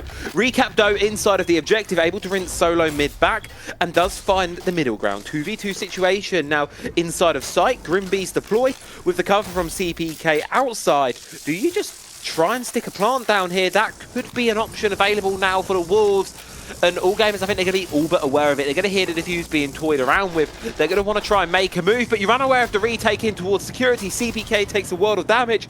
Still alive, still kicking though, but it means that Wolves don't have the safety yet to kick down this defuse until Recap finds MC. Putting it all onto Yaz now to go for the retake. Charges in through Beepers, gives the position away. You know exactly where he's going to be. You get the cover though, and you know exactly where this final player is. Direct 1 versus 1 here, but Recap's going to come out on top, and Wolves for the first time this series will take the lead. Not the first time, because they did win round 1 of Labs, but I do see where you're coming from. Wolves have a fair bit of momentum right now, and we were actually kind of expecting AG to get this first round off the board.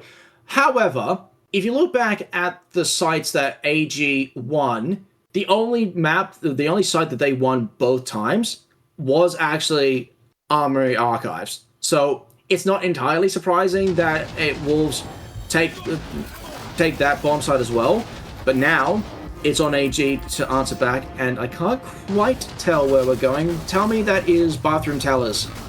That is Bathroom Tellers indeed, my friend. You will be spotting the mark for that one. And now, what happens? This is where this game can start to rapidly spiral out of control here. I can feel it manifesting. The Wolves, they are happy right now. They are all fired up inside of this one. Because you've got to keep in mind, all of that stems from a failed rush attempt. They tried to charge in towards Armory, got slammed in their face into a 3v5 position, but Recap just goes on an absolute tear through the map and brings the round back single-handedly for the Wolves and starts the half with momentum firmly on their side. Yeah, but momentum's a funny thing in this game. It can flip just as quickly and it's just as easily. But I believe both times it was the defenders who won Bathroom Tellers on Wolves defense, or might have been 1-1. Either way, AG really... Wait, are Wolves doing what I think they're doing? They're in. They're planting. Courtesy of the planted. What the hell? But what is going on right now? Wolves take the lead inside of this one. 2 quick kills to follow their way. AG falling like flies. CPK confirms on towards Moonlight. MC left above, trying to respond alongside with Yaz, but Diffuser is down. More importantly, that hatch is closed and you're not getting it opened up due to what these operators have available to them. So it's a slow plot down the east stairs, but Silver with 20 seconds left in the round. I don't think this one's likely. Go for exits, go for what you can here, ultimately through, but it's the rat spot from Recap finds MC. Yaz on his own, on an island, gets the trade back, but unfortunately, that's all he's going to get.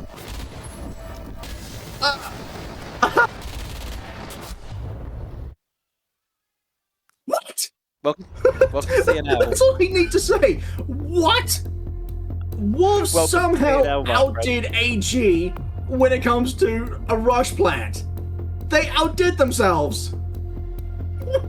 I don't even know where Amaru was. She just kind of appeared from the smoke and stabbed the guy in the back. I don't even know. But you can see it now, all gamers, they're locked in, they're focusing, they're recognizing that, hey, this game is spiraling. And I mean spiraling out of control for themselves right now. Fino trying to boost the mental going in towards the second half, but it's not happening right now for the side of all gamers. They're on the back foot. Truly well and done now. 2 rounds away from losing their own map pick, sending us all the way to the 3rd. Can they bring it back?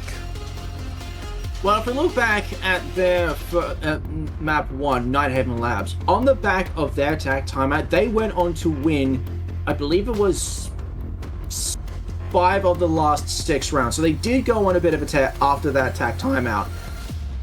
But, of course, Labs is a completely different beast to what we're seeing now on Border. And you pretty much hit the nail on the head when it comes to comparisons. Labs is slower, more tactical.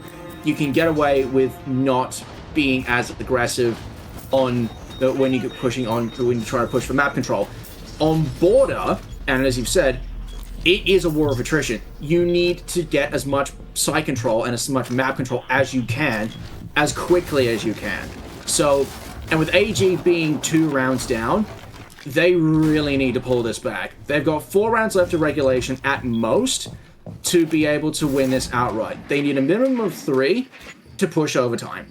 Anything less than that, we're going to consulate. And already Wolves shaping up for what I feel is going to be another rush round here inside of this one, just to maybe plant down in vents. Raw Rush is insanely good on this objective, pops off the doorways, and that buff as well, actually had, while it doesn't really play, I think, on border necessarily because of how the size of the map, it is really helpful for just being able to pop those Dom panels down at that extended range. She can play a little further back, especially with that DMR as well. It's quite a lethal combination here. All gamers just have to make sure they don't let Wolves in and get that ingress. Yeah, I agree. And Rara has always been a pretty good operator, depending on the bomb site and depending on the map as well. And for me, board is a bit of a weird one for Rara. She would definitely dominate, pardon the pun, on the second floor, and maybe bathroom tellers. But Vents Workshop is a bit of a weird one for me personally when it comes to Rara. I can see it working, but can also see it backfiring just as quickly.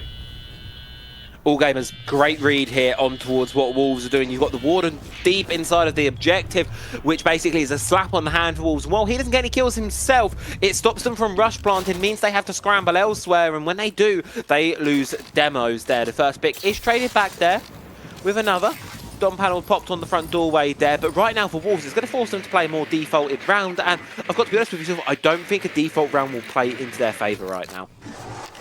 No, especially with the operator lineup that AG has on their side. You've got the Meat, you've got the Kaid, the Valkyrie, and the Warden. I think because of the amount of smokes they have on side, and I believe that is MC taking CPK off the board. There's your Verb control taken off the board, but you still have the Ying, you still have the Rara, you still got no recap on the Dokkaebi. So it's not impossible for Wolves to be able to get onto map point from this point, but with no easy vert control and one C4 left on the side of Yaz, it's going to be difficult for them to get this plant down. Not impossible, but they need an equalizer here. Oh, the Warden just denied there. That would have been a perfect pick if they'd been able to find it, but no, charging towards the objective with the kit gone down. Now a very difficult retake awaits these players here for all gamers. They see where the kit is, they identify what they've got to do in this situation. It's just where the hell are your opponents? Upstairs on the retake is going to be Yaz. Candela's thrown in towards the objective while Carty holds the main door under lock and key here with the Reaper. Option to pop in the Dom panel there as well. Wolves are having absolutely none of it, but no, through the wall bang, player gets down. Luckily don't. Response back the other direction. 2v2 situation now, but the clock is the one that's quickly trickling down to 0 here. You know there's going to have to be a player to go for this. Hop out here. You got the LMG out, watching it under lock and key like a turret. Straight out the window, straight into your line of sight. And that's it. All done. Wolves onto map point now, making all gamers look silly on their own map pick. Silly is an understatement. They look downright sloppy. We were not expecting this after the showing that we saw from them on Labs. This is a far different of AG than we're seeing, and it's almost night and day. And I don't know if AG can recover from this quickly. They need a flawless rotation just to push overtime. And with the Warden taken off the board, it's going to make things a little bit more difficult because it was one of their clutch operators. But on the flip side, the Glass is taken off the board, so Wolves no longer have the ability to go for a potential rush, at least the way that they've done previously. So, I don't know. Honestly, the first half of the next round is going to be crucial. If AG can get a foothold into the map, I can see them maybe pushing overtime, but they have to wake up now. It's lucky for all gamers, they have something in their back pocket. They have a little trick hidden up their sleeve that they've yet to bring out here. On the first 3 rounds of Labs, all the way back on map number 1, all gamers on their defense played Flash extensively, and she immediately got banned.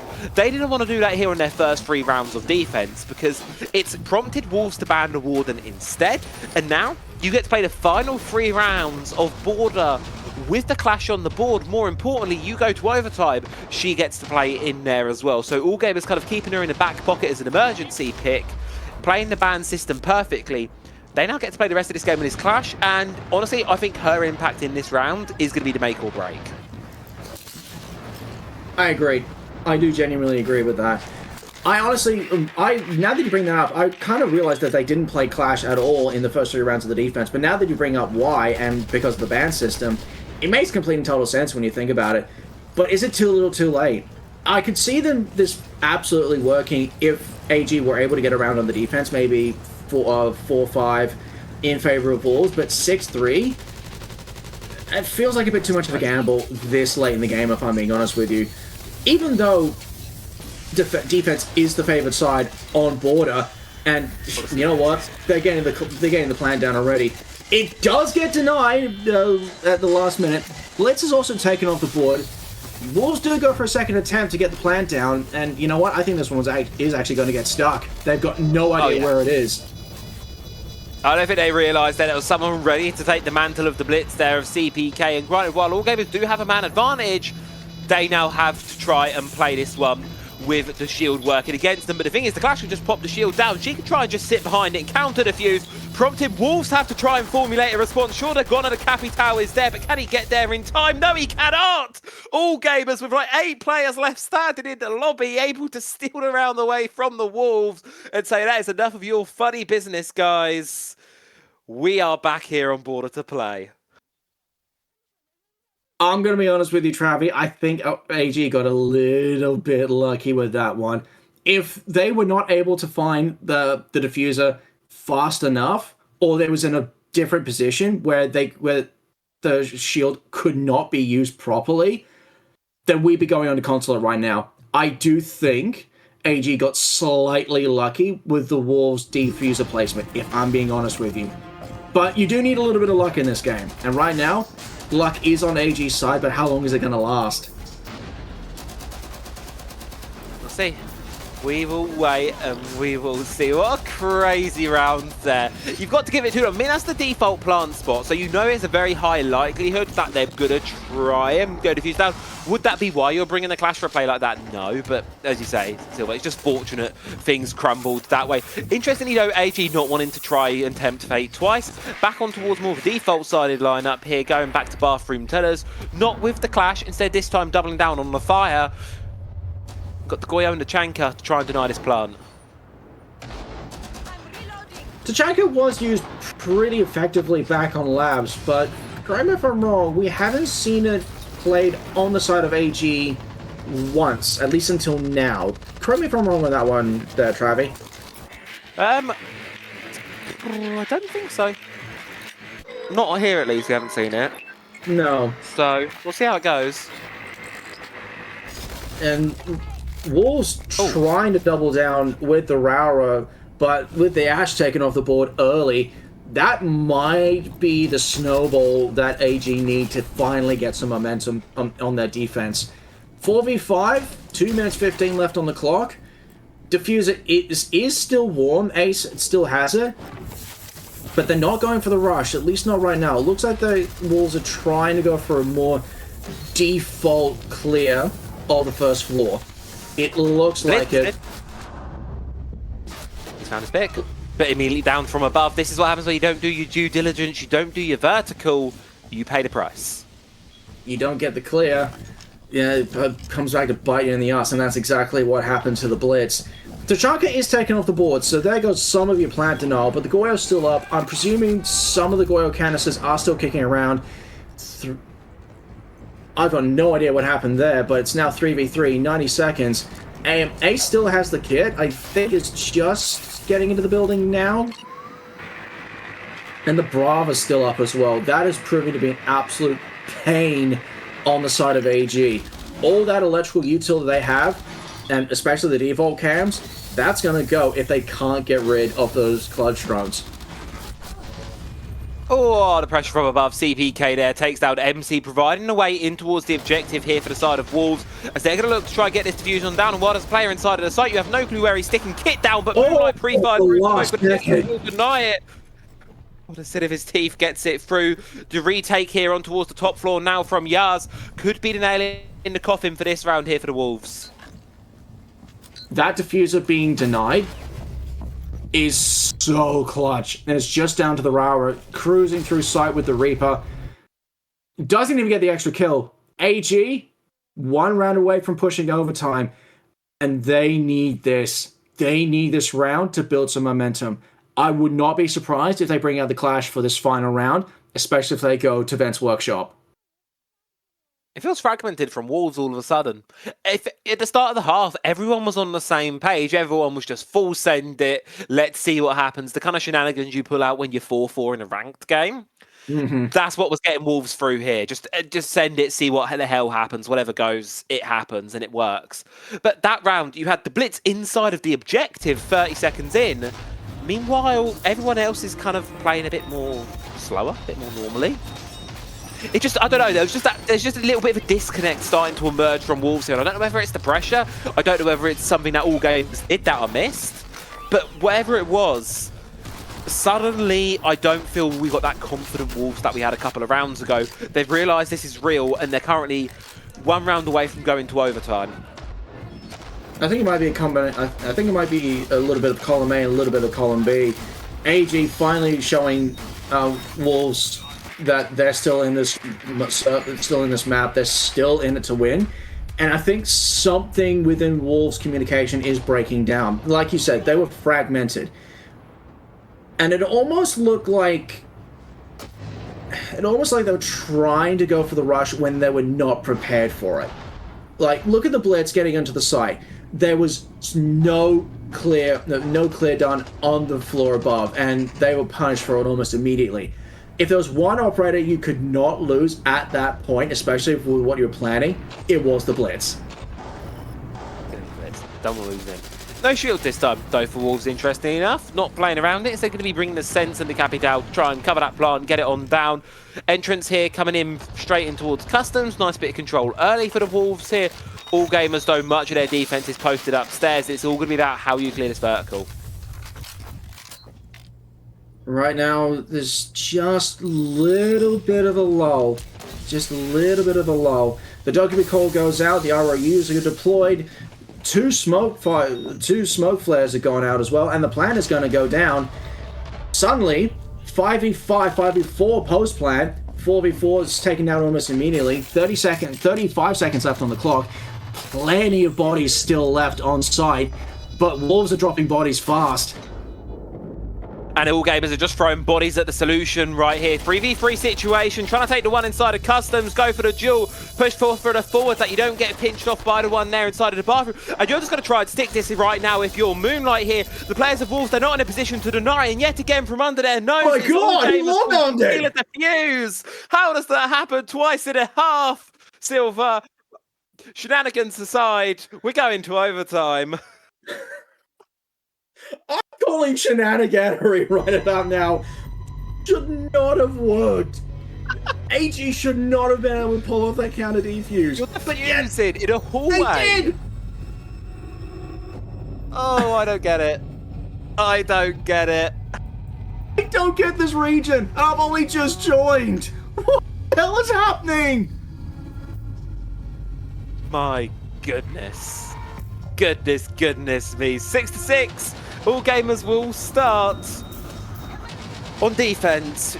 3 rounds to lose on the start of their defensive half, then won the final 3. Do they win the 4th here, or does the cycle continue through? We'll have to wait and see how things unfold. Back towards the top floor, though, and immediately all gamers are right back onto the clash. That honestly does not surprise me, especially given how successful it was back in round 10. I think you may be right about AG playing the ban system perfectly there, Travi, and we saw something similar with FaZe Clan in the grand final of SI. I think it might have actually was the clash on this very map of Border, so we could definitely see how powerful shields are on this bomb site, on this map I should say, and particularly on this bomb site. And if Wolves try to go for another bomb rush, a defuse rush, I think it may end up backfiring. They may end up being on the wrong end of series point. They may. This is scary now. This suddenly gets very scary, very real for Wolves. They're 2 rounds away from being sent down into the lower bracket. More importantly for all gamers, they're 2 rounds away from their shot at the Salt Lake City Major later on tonight. But not to get ahead, shield v shield action here inside of round number 13. what the Wolves want to play this one. It's not a charge directing towards the objective. Instead, we're going for more normal. We're going to try and clear out security first, and I think that's a very good idea. Going for the safe route. This is actually quite smart from Wolves. And it does net them a little bit of damage, but not... Actually, correction, they get... Actually, AG lose 2 bodies very quickly. Trade it back almost immediately, so 4v3. I believe the kit is in the hands of the Blitz. Having a bit of tech issues on my end, so I can't quite see.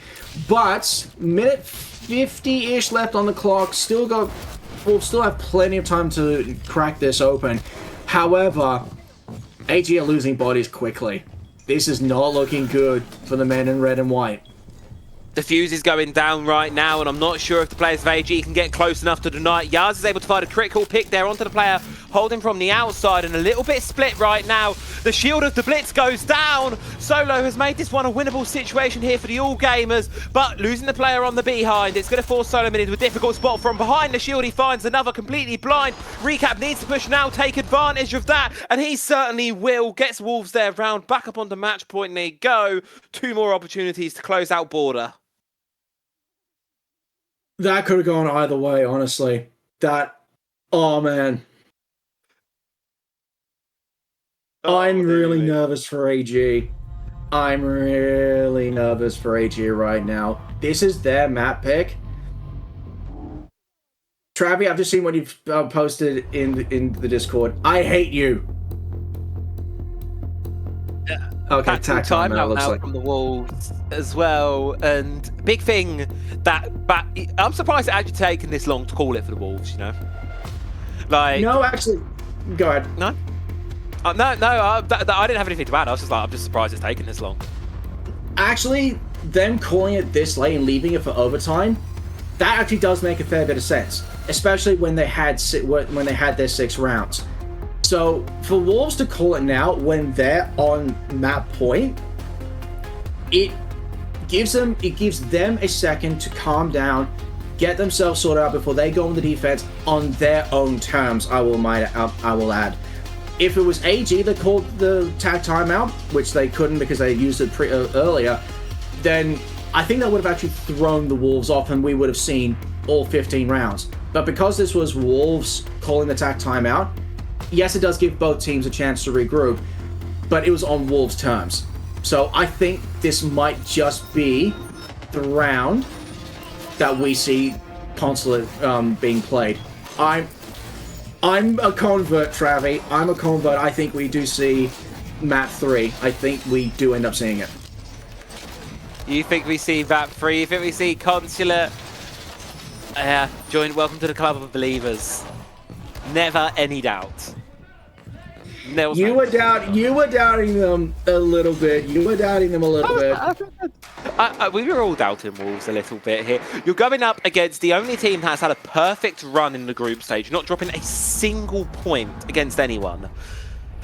There's only one. All Gamers are the only team in the CNL to have a flawless run in terms of point earnage in the group stage. So there was always going to be some doubt here going up for the Wolves, but they've put on a phenomenal show so far, and all they need to do is get this one more round. But this is the thing, Silver. That one round has eluded them for, what, 25 minutes now? Roughly there about here. They've been on match point for quite a while. It keeps eluding them that closeout. If they can hold their nerve for the next 3 minutes, or even for the next 60 seconds, if they can hold their nerve long enough, then yeah, I will definitely be a full convert. But right now, I'm still kind of on the fence. I'm beginning to believe in the Wolves, but they need a bloody miracle. Because as you say, they have been on map point for the last half hour or so, and it has been denied 3 times. Looking towards the objective. What do you want to do here? If you're all gamers, do you want to try and go for it, or is it just a ruse? You're charging it on through, but you're just charging to your device here. A 2v5 comes on through. All gamers trying to pull the wall over Wolves' eyes, but it ain't just going to happen, is it? MC on a backstab position coming up main stairs. Yaz outside, but is it going to be enough? A minute 30 to turn this one around. Wolves, I think they've done it. I think they've taken us to border. Border? Don't you mean consulate? We're on border, my guy. I would like to watch another border. This has been a very fun border. I wouldn't mind watching another map like this. I think I've had enough water for now. I do want to see this map ended, but the question is, who's going to take it? Now, I will give this to AG. They still have 1:20 left on the clock, so there is just enough time to pivot and go for the kills. But Wolves know where the kit is. They know exactly where it is. So they could go out for the swing if they wanted to. With MC on the Nook and going for the backstab and able to get, I believe that was 2 kills from him, it brings it back into the realm of possibility with less than a minute on the clock. If they do not get rid of MC now, then we will see round 15. All gamers grouped up, coming in through security now together.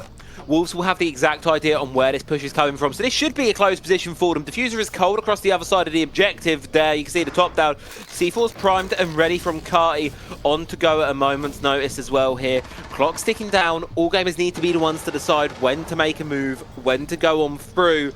But right now, AG, they're just scared to commit to anything. They know one wrong move could be their last, but any move at all is going to be equally as fatal to them. And with it, Wolves will send us all the way. Fighting to stay alive here in the upper bracket. We're going the distance. We are going to see Consulate. Oh man, that got really dicey towards the end there. But Wolves defied the odds. They were able to take their opponent's map pick on a map that has not been played at all in the CNL, I will add. So for AG to pick this and still lose it, that doesn't bode well for them going into Consulate. However, it is now 1-1. Both teams are taking their opponent's map picks. It is an even split. Yeah. It is indeed an even split for this one. And to see who comes out favourite side of the scales, Consulate will be coming right up after this short break.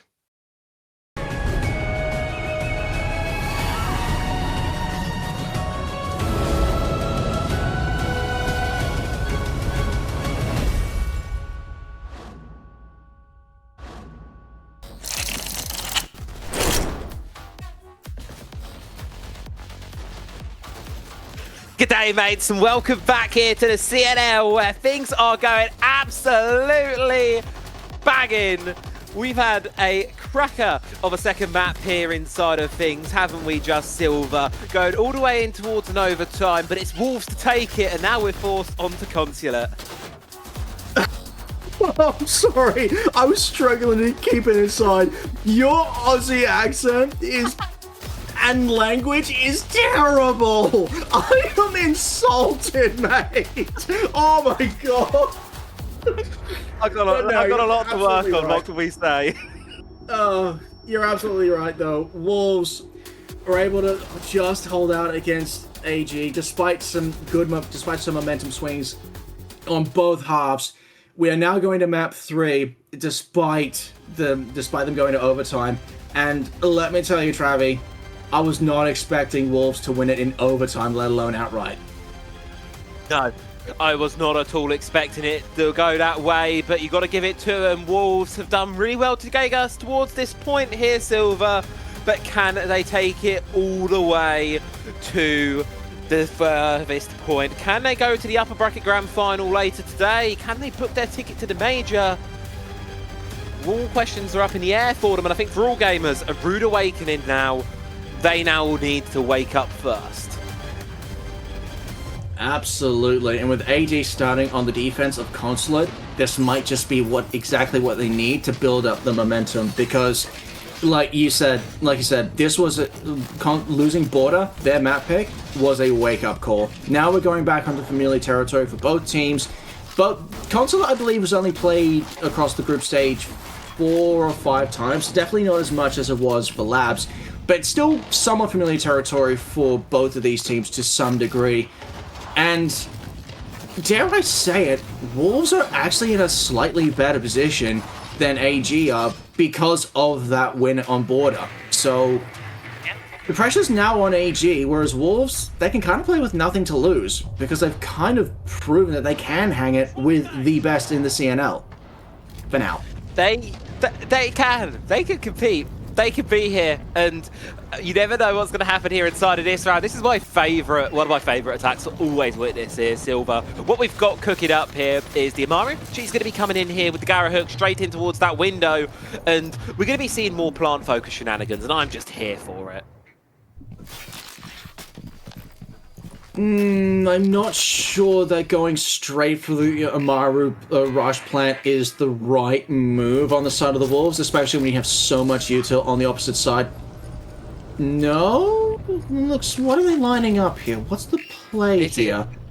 This is where the extra Gara hook buff is magical. This is why this is the best buff they've ever done inside of the game, because what you do is you send the Gara hook on towards the rooftop on repeat. Time and time again, you send the Gara hook all the way up. What you do is you hear the sound cue, and then you basically prompt the defenders to throw a bunch of utility into the plant spot when you're not actually going inside the window. But because they hear it, they think you'll go in there. It's quite a clever little play. I do quite like it, and that's why the 5 Gara hook buff is magical. But the best thing to come out is this patch update, though? I'm not so sure. But I do kind of see where you're coming from with this one. And especially when you combine that with the reworked Thatcher. But it looks like AG right now, they're not quite buying it. Especially with Railgun getting the opening pick of Consulate. There goes Demos on the Buck. There goes your Vert util. There goes your Vert play. So there's no one really on the underneath to be able to deny the defenders from getting the plant down.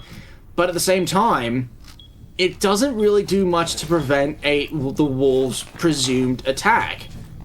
Presumed at least, but they are putting someone else back down below.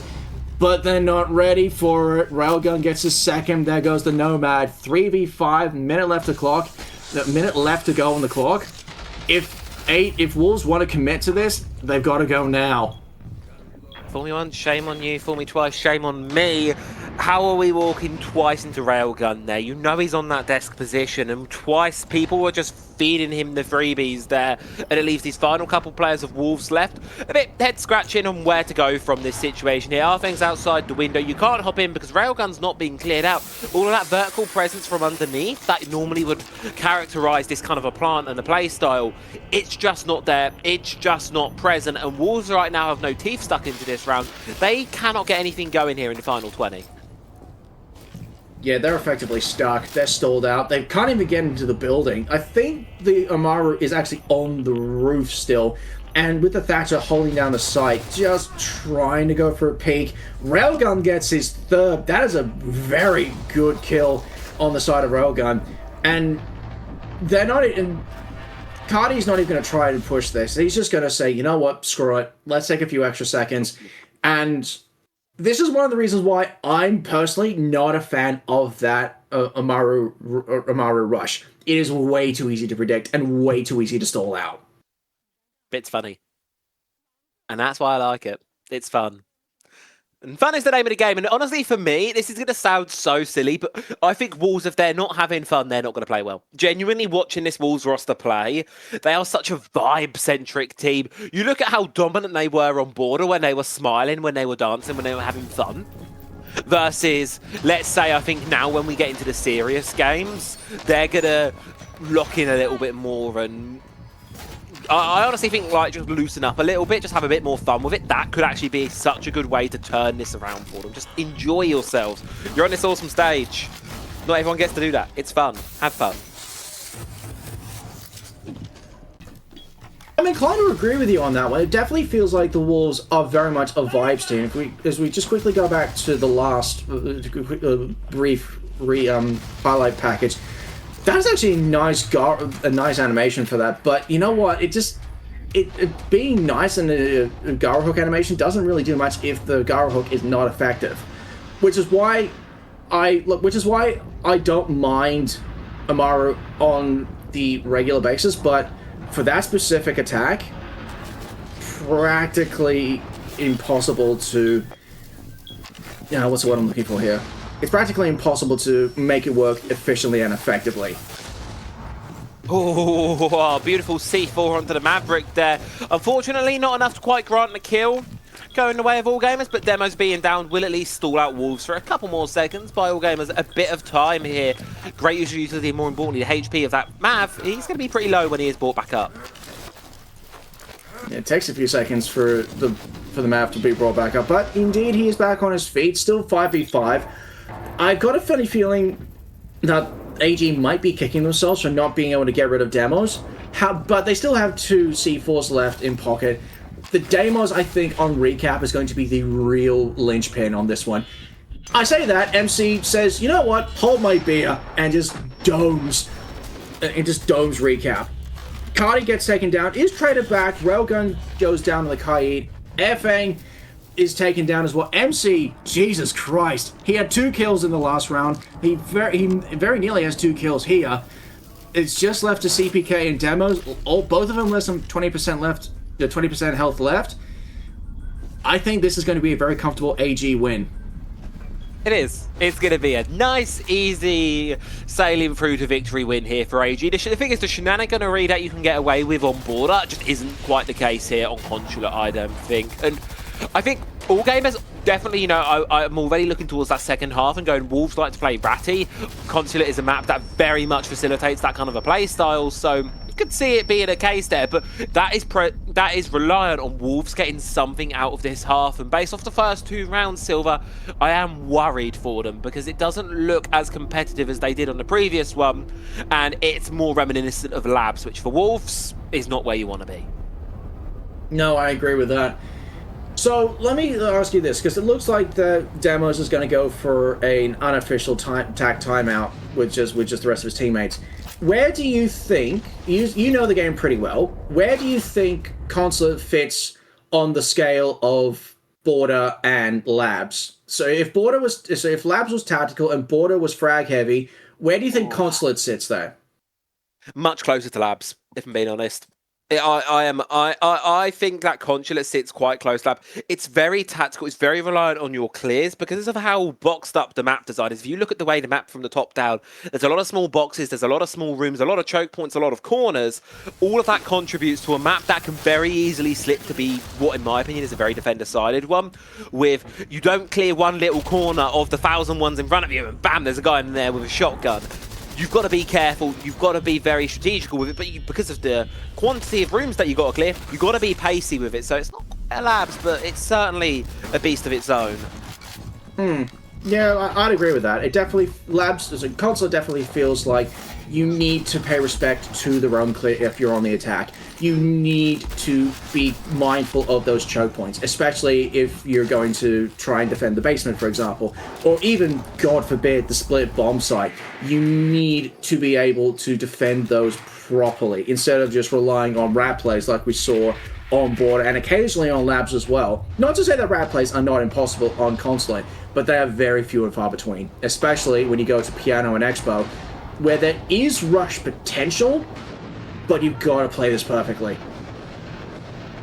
You've got to play the vertical as well. A big part of this Piano site here is going to be this vertical hold. You look towards where these defenders are situated at the moment. You've got Railgun on site on the Lonesome, on the Clash. All 4 of the other players are going to be up top, trying to hold the fort down from above. Very, very typical hold we'll expect to see from teams here, and it's going to prompt Wolves, likely going to have to start out admin side as they will do so, get the drones on in much more default as we're going to see from this round here. They're going to have to clear through the entirety of this top floor, and then once they've got the top floor secured, then they can get down towards the bottom. The biggest challenge, Silver, is going to become in the form of this time management. Can they do all of that quickly enough? Because it's a very long list of things to do. Well, with 2 minutes left on the clock, 2 people in the building just now, maybe angling for a third if they can get Coffin corner cleared out of the way. I believe that call out is Coffin. I think it's generally front office. But, minute 50 left, still 10 players left, and there's not a hell of a lot of control on the second floor for the side of the Wolves, even if AG has forfeited some of it. I think the Wolves might be taking this a little bit too slowly, which can potentially work out if they're patient and AG do not pressure them, pressure the map control they were able to gain. But right about now, 90 seconds left on the clock, nowhere near the bomb site. I get the funny feeling this may be taking a bit too long. Alarm bells are certainly starting to go off in my head here for this one on the side. of Wolves. It's just a bit of a stall out. They throw that Sense RU projector down there across checkers, covering off the double doors from Meeting, and ultimately you expect a push to come from the back of that, but no. Bit of damage on towards solo mid, not enough to confirm a kill from CPK. Yet again, Wolves just kind of poking and prodding, and they decide to peel away from this top floor here. Decide there's a little bit too much invested on it from the side of All Gamers. Go back down, but All Gamers, they recognise the game. And they're back downstairs as well, looking to contest. Moonlight finds the first. And that's your Sens off the board as well. ROU projectors taken off the board makes it that much more difficult to be able to get the bomb site, get the plant down. And Railgun taking down, I believe that is his second on the round already? Moonlight gets his second. Railgun gets in on the fun as well. And just like that, the round is over. A flawless rotation from All Gamers. This we were expecting to see from them on border, not when it is the deciding map of a best of 3. This is really where Wolves need to dig deep. They really need to go deep right now. That is the big thing that is standing in between them. They will get rid of the Clash in Capital as well, lost in Suit. Clash ban, it's a good one. All Gamers have been happy to bring it out, but like we've discussed before, they are privy of how to play the ban system. They will try and avoid bringing out the Clash if they want to bring her into the later half, but I don't think they're going to be too worried about that, All Gamers, because on border, I think when it was 3-3, they were thinking we need to be careful, we need to conserve our resources, because there's a risk of it running into overtime like it did. Here on Consulate, I don't think that's going to be the case in the mentality for All Gamers. They're recognising, hey, we're firmly in the lead right now. One more round and they've done what they need to in this half. 4-2 split, I would argue, is probably good enough for All Gamers and what you would expect from a defense. But I don't even know if that's where they're going to stop right now, Silver. I think they'll get their fourth and they're going to keep on going. If I were AG, I would be going for a flawless half. Really put their foot to the throat of Wolves. Oh, yeah. And on the subject of the bans, you were talking about AG trying to play the ban system. They're not able to do that this time because the Clash has been taken off the board.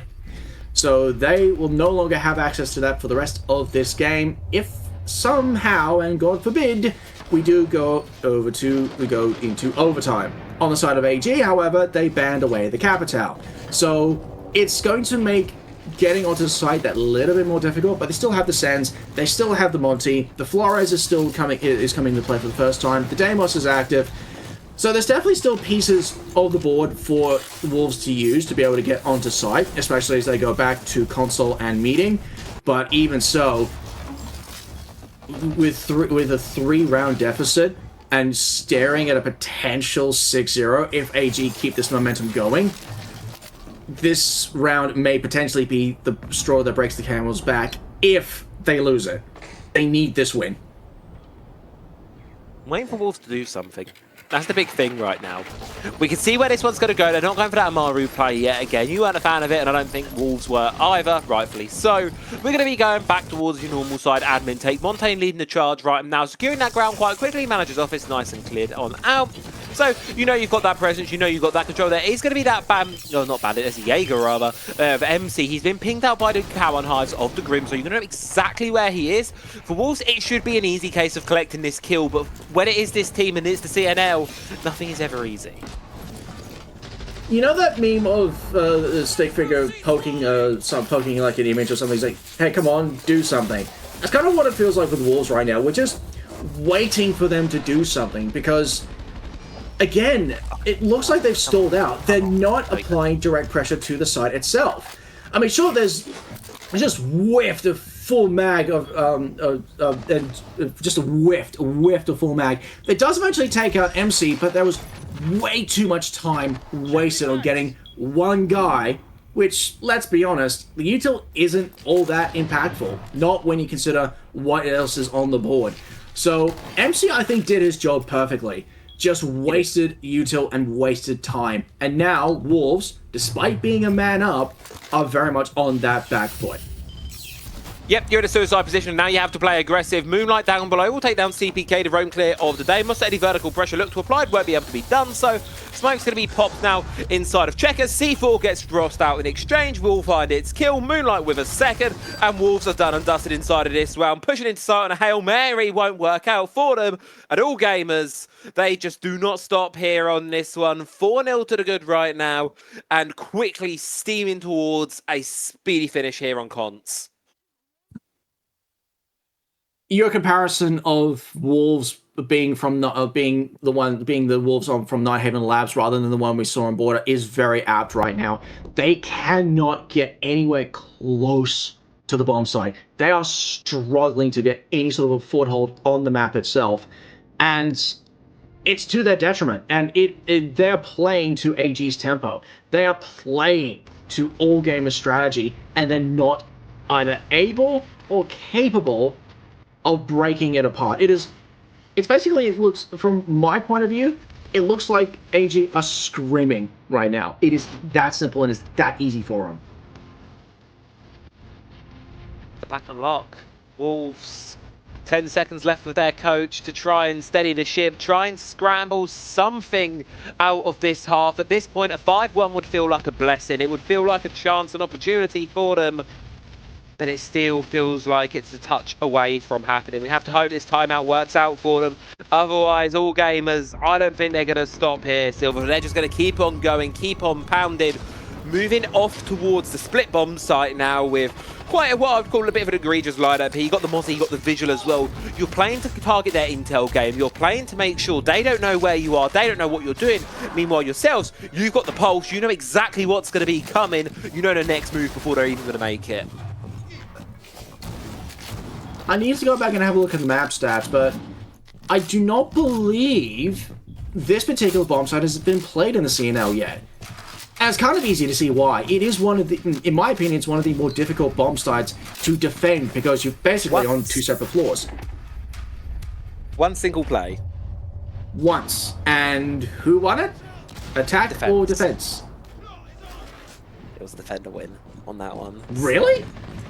Yep, it was a defense win, and listen, I actually really like this bomb site. I am a sole defender of this bomb site. Reason because it is so different. It's not what you're used to doing. So, and on the defense, you are in control of whether you play it or not. You decide whether you play this bomb site or whether you go for something else. And it's a real good disruption to the flow. Wolves were likely using that tactical timeout to anticipate what was either going to be a full base, what was likely to be a full basement. That's typically your secondary bomb site here on Cons. So all gamers saying if you've prepped for that specific basement bomb site, damn with that, because we now know you're going to do that. So we'll just play the other bomb site. It's a nice little play. I do like it. And on that topic, I do like the poles just hanging around in garage as Moonlight just cleans up Cardi as he bolts in the console. That is... It almost feels like desperation on the side of Wolves. They're trying to something. They're just throwing everything at it, including the kitchen sink, and hoping that something sticks. But they're losing bodies way too quickly. 5v2, a minute 40 left on the clock.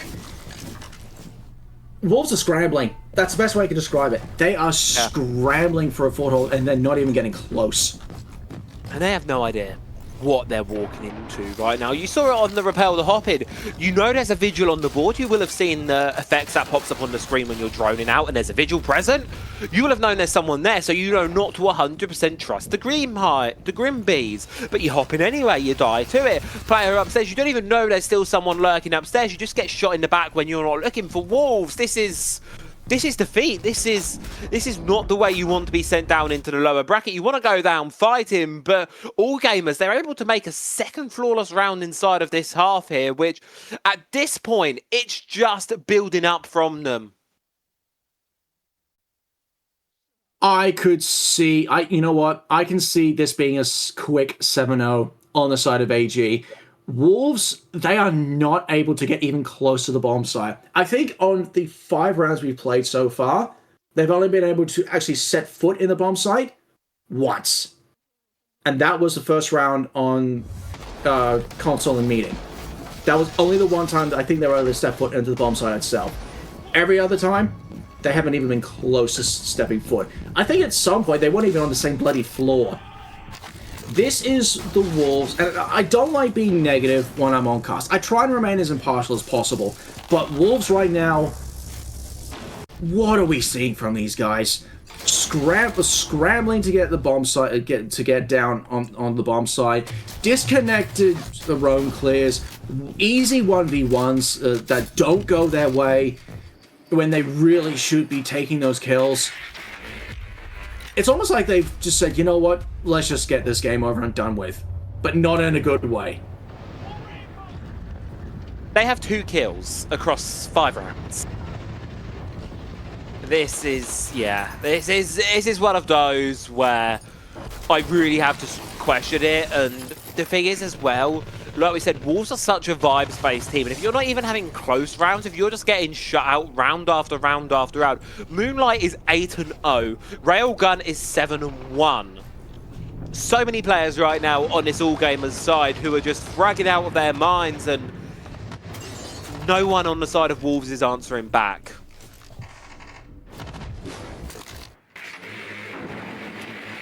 You're talking about Wolves being a vibes team. I think AG, they're just vibing right now.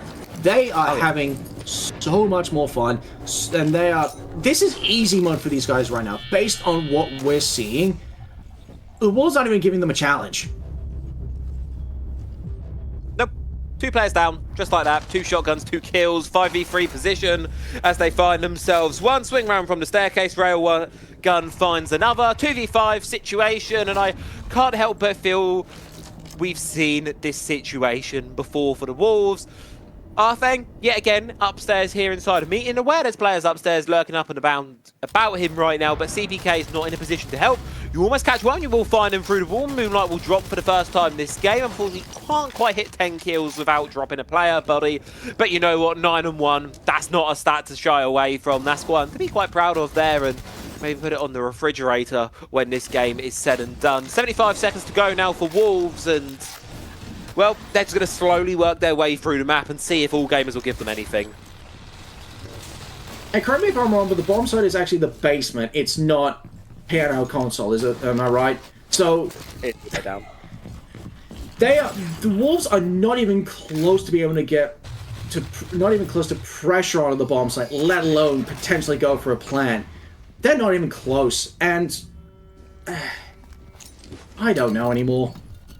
Like I said, I don't like being negative to teams.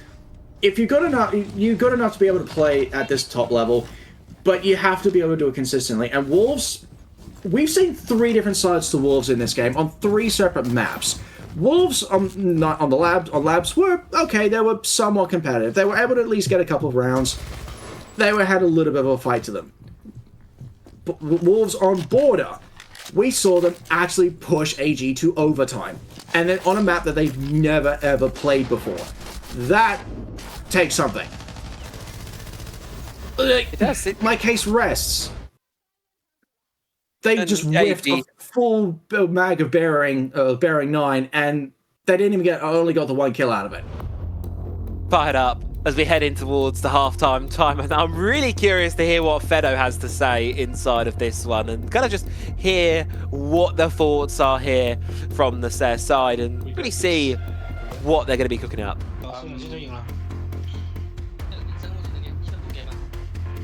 Okay, so they run like a heavy trap lineup with Warden. Okay. I think we can do a CEO yellow if they don't ban Monty, but really slow, guys. Okay, we take our time. 不办太多人，我们可以狂踢平推，但是我们可以打得很慢。We make sure we destroy our gadget, etc. 就确保陷阱都被炸了，然后我才执行了。And Moonlight, you can take Blackbeard if you want to type a bit more. Okay. Yeah, for Garage, we'll have to be careful about the lineup. 顾都要注意一下对面的选角，对面的干预选择。Okay, because they have like they have a small room, but with a lot of info like Maestro Echo. So if we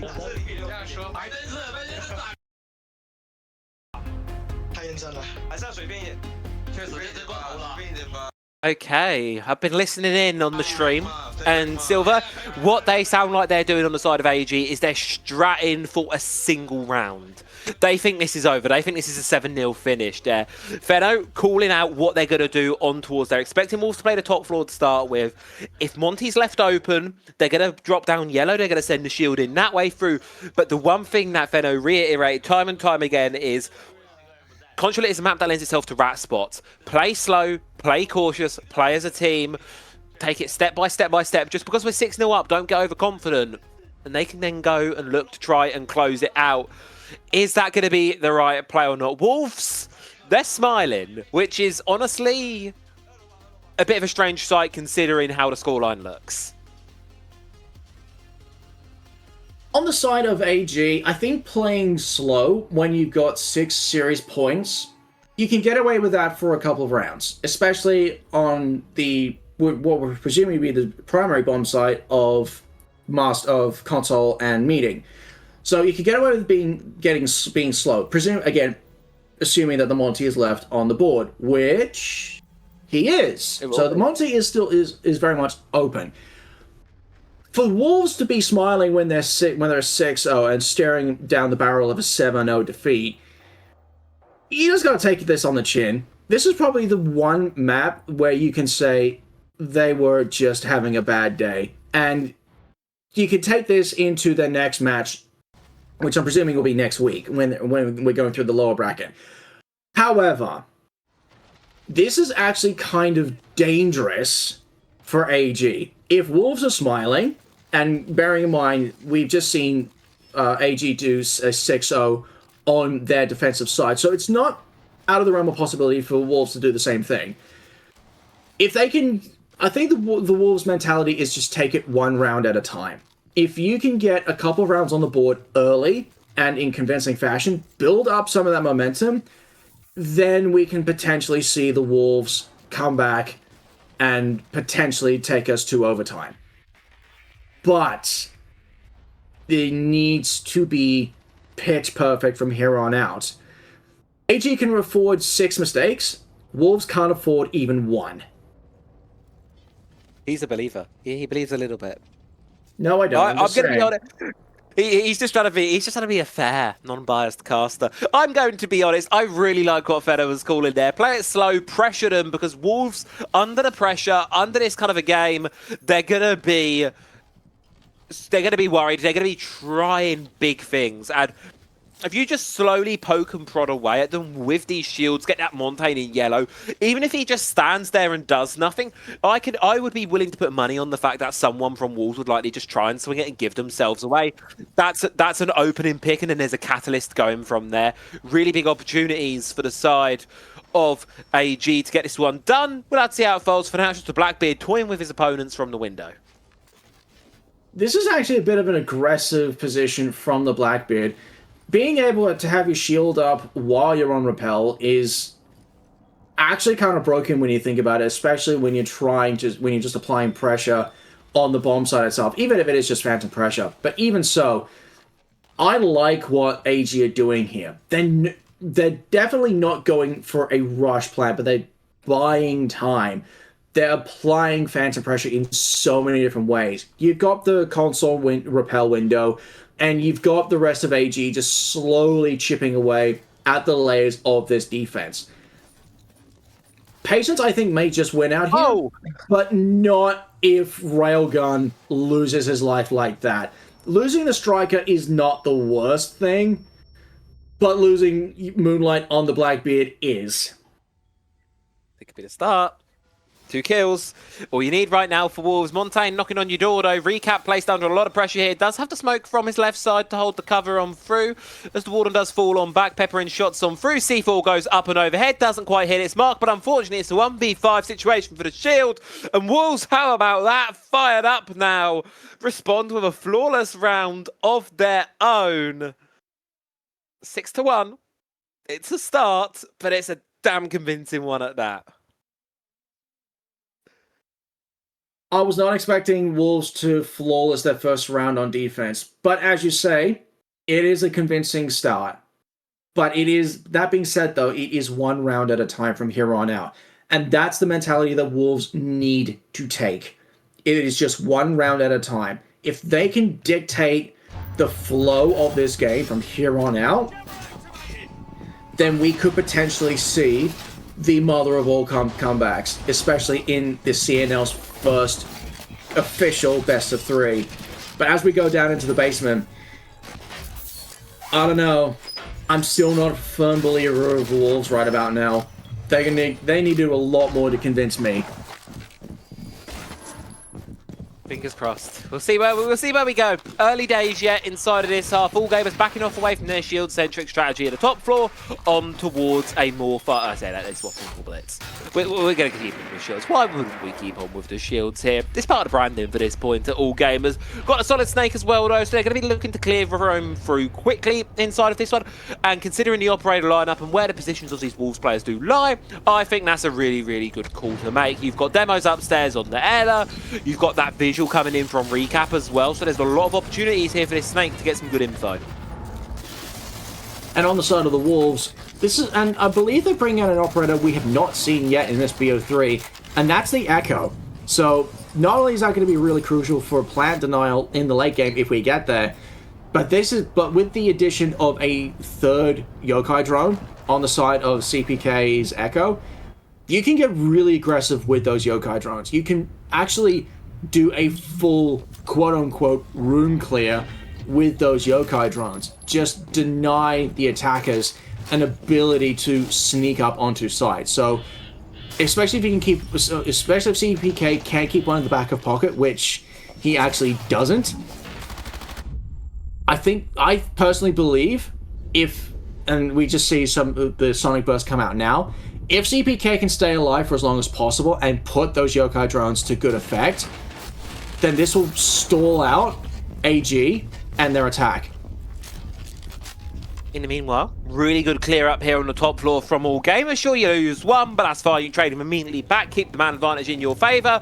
Here comes Recap up the staircase here. He slipped through the net. Uh-oh, this could be disastrous for all gamers if they don't recognise that there's someone up on the floor.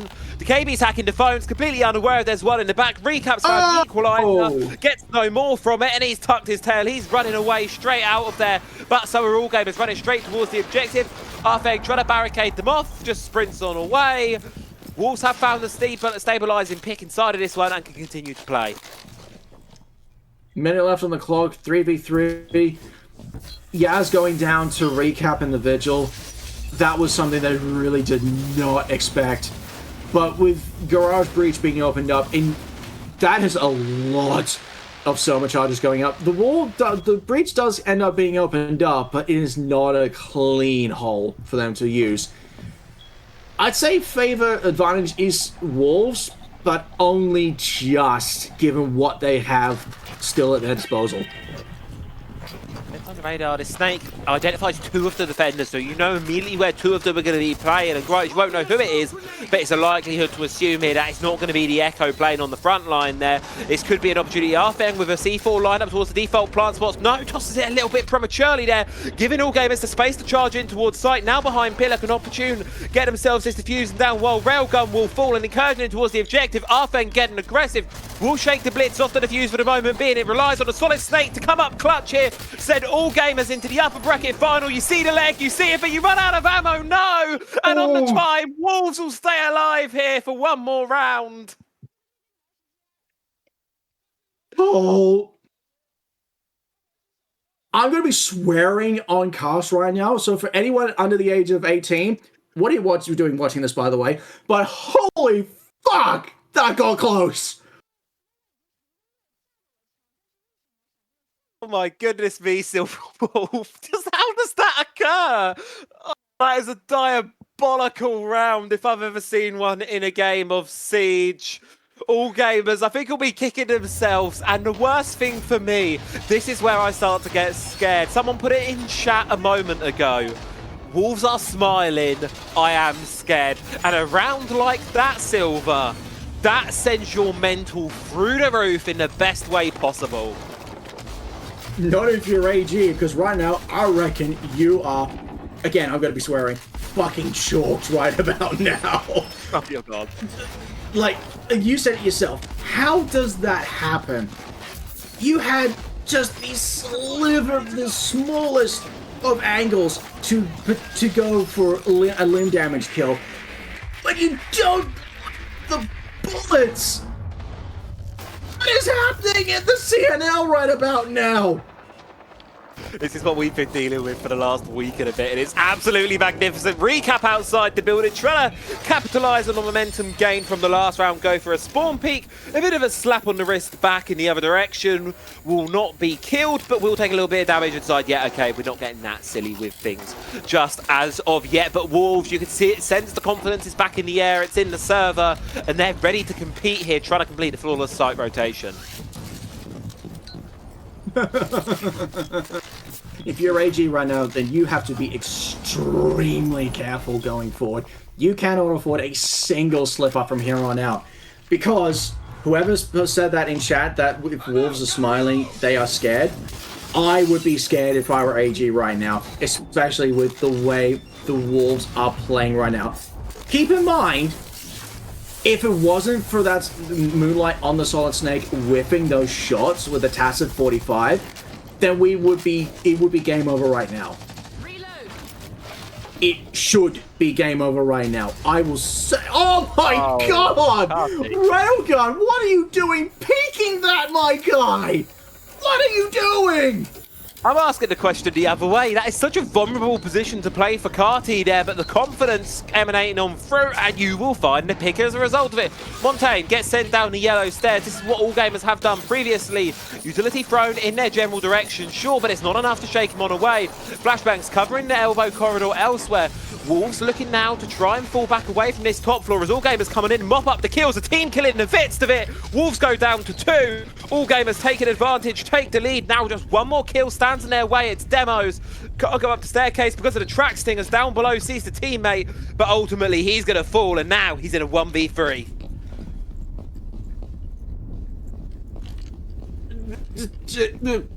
My brain just fried. I've got no idea what just happened, and I've got no way to describe it. This has to be chaos incarnate, and I love every second of it. Demos has to fall here, surely. Diffuser's going down. Cover up from above here for all gamers. Watching on out. You see the player behind the desk. You know he's there. You can pre-fire him, but UMP, slow fire rate, ain't the best weapon for it, but you catch him from the other side. You get one back. Okay, realm of possibility now for Wolves, but the big issue is Diffuser's down. You've got a Montaigne waiting you on the other side. Options limited due to these track stingers here. So you've got to go in. You've got to go deep. Straight into piano. We will dip. Shield up faced in front of you here. A wall of immovable steel in front of you. Try to get around him all you can, but Solo Bet at this point is having absolutely none of it. All gamers respect their opponent. They recognize, hey, they can possibly try it. And with the vertical retaken, working against you here for Demos, it is done for all gamers. They will qualify onto the upper bracket grand final, where they can go one more shot later on today for an opportunity at the Salt Lake City Major. As for Wolves, though, it's down to the lower bracket. Man, oh man, oh man. How do you describe that match, Travi? How can you describe that? Best game of Siege you've ever watched, baby. Well, even better than SI24. This region constantly delivers. Sure, there was some shenanigans, a lot of shenanigans at that, but we had a really, really entertaining border inside of that one. And then 2 really clinical showings from all gamers that they are here to compete. There's a reason this team was short, almost at the Invitational this last year. Coming into the big stage, they've now got an opportunity to make their international debut later on, and you've got to give it to them. They put up an incredibly convincing side. They really did. And you know what? I gotta give Wolves their flowers. They did deserve to go to map 3, especially on that border map, when, again, no one has ever played border within the CNL in a competitive standpoint. So you gotta give the Wolves the flowers when it counts and where it counts. But on the opposite side, the bookend maps of Labs and Consulate, one side. I don't know. No. It's Border is very much a unique map inside of the map pool there, and I think that's probably why we can attribute the scoreline between those two games being so different to one another. You know, you had the more strategical end of the maps that are like, you know, very one-sided war gamers, and then when it gets a bit crazier on things like Border, Wolves can really come into their own, and it's maybe a map that we want to keep an eye on them going forwards later on. But as for what is coming later on today, we'll flick to the schedule in just a moment to see where things are going to be headed here in the CNL this afternoon. But before we do, a little update on the bracket, see where things are headed. All gamers in the upper semi-final here, and you can see it, Silver, one game away from the Salt Lake City Major. And from there on, it is down to whoever can get the best seeding, because again, we need to remind you that only the top seed from the CNL goes straight into the Swiss phase. They will automatically bypass the playing phase. So you really need to be on it from here on out. Again, but that being said, being in a double Elim bracket, you can do the lower bracket gauntlet. And for Wolves, it's not over just yet, but now they have to do this the hard way. They have to do this the long way. But yeah, as we say that, come back next week. They're going to come back next week for a big one, and we're going to have to come back after this break where game number 2 of the day will be following suit. So don't go anywhere, folks. We'll be back in a few.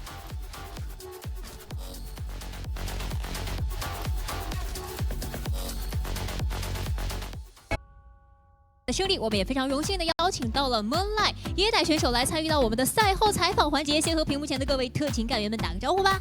粉丝们，大家好。你是谁？我是 AG 的椰奶。OK， 你是椰奶。那么拿下了这场关键的胜利，可以先跟我们的所有的干员朋友们分享一下此刻的心情吗？心情是非常开心的吧，毕竟晋级胜者组第2轮了。确实，虽然喜形不露于色，但确实是非常开心的。对于狼队会主动选择永艳安港这个图，会感到意外吗？不是很意外吧，因为国内队伍非常喜欢打永艳安港实验室这张地图。是的，我看到这几天的弹幕也是狂刷，怎么又是永艳安港这张图啊？那么在干员们的竞选上，为什么会选择突然ban掉之前在这张图上2次都没有ban掉过的 Capital 呢？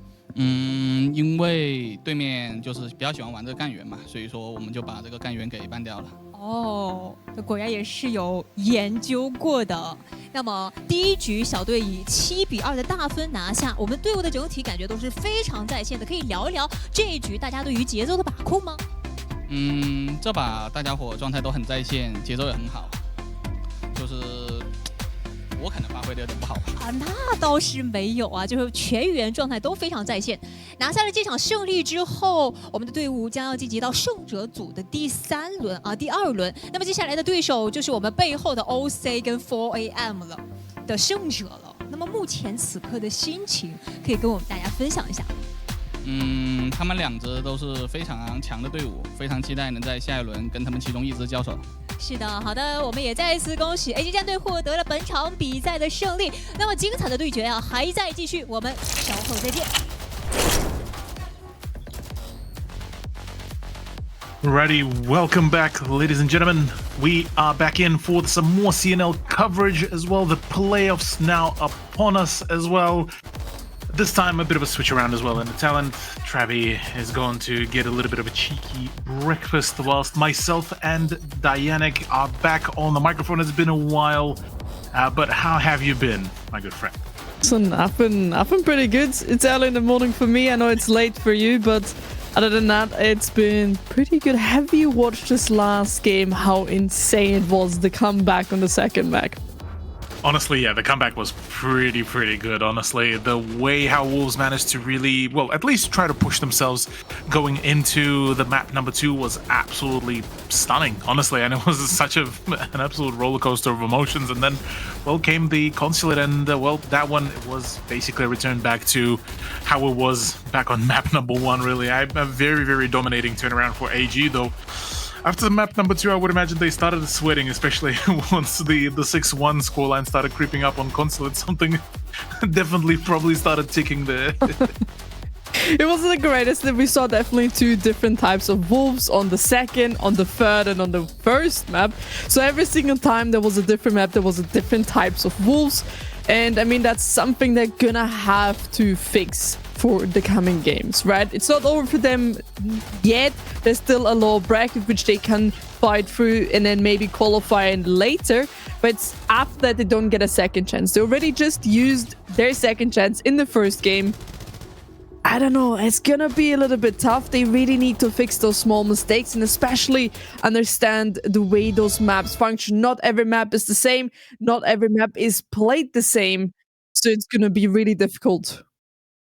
Yeah, no, it was a difficult game from the get-go, and very much of a David versus Goliath kind of matchup, considering just how good AG were really throughout the entirety of the group stage. So honestly, cannot blame them. It was a very, very tumultuous run, and I mean, you know, for a team that ended up being the 4th seed in Group B against the 1st seed of Group A, look, it was a relatively expected turnaround, though still massive, massive kudos for Wolves to be able to push the way how they did, and going onwards, yeah, look, there's going to be some troubles, but looking onwards into the foreseeable future,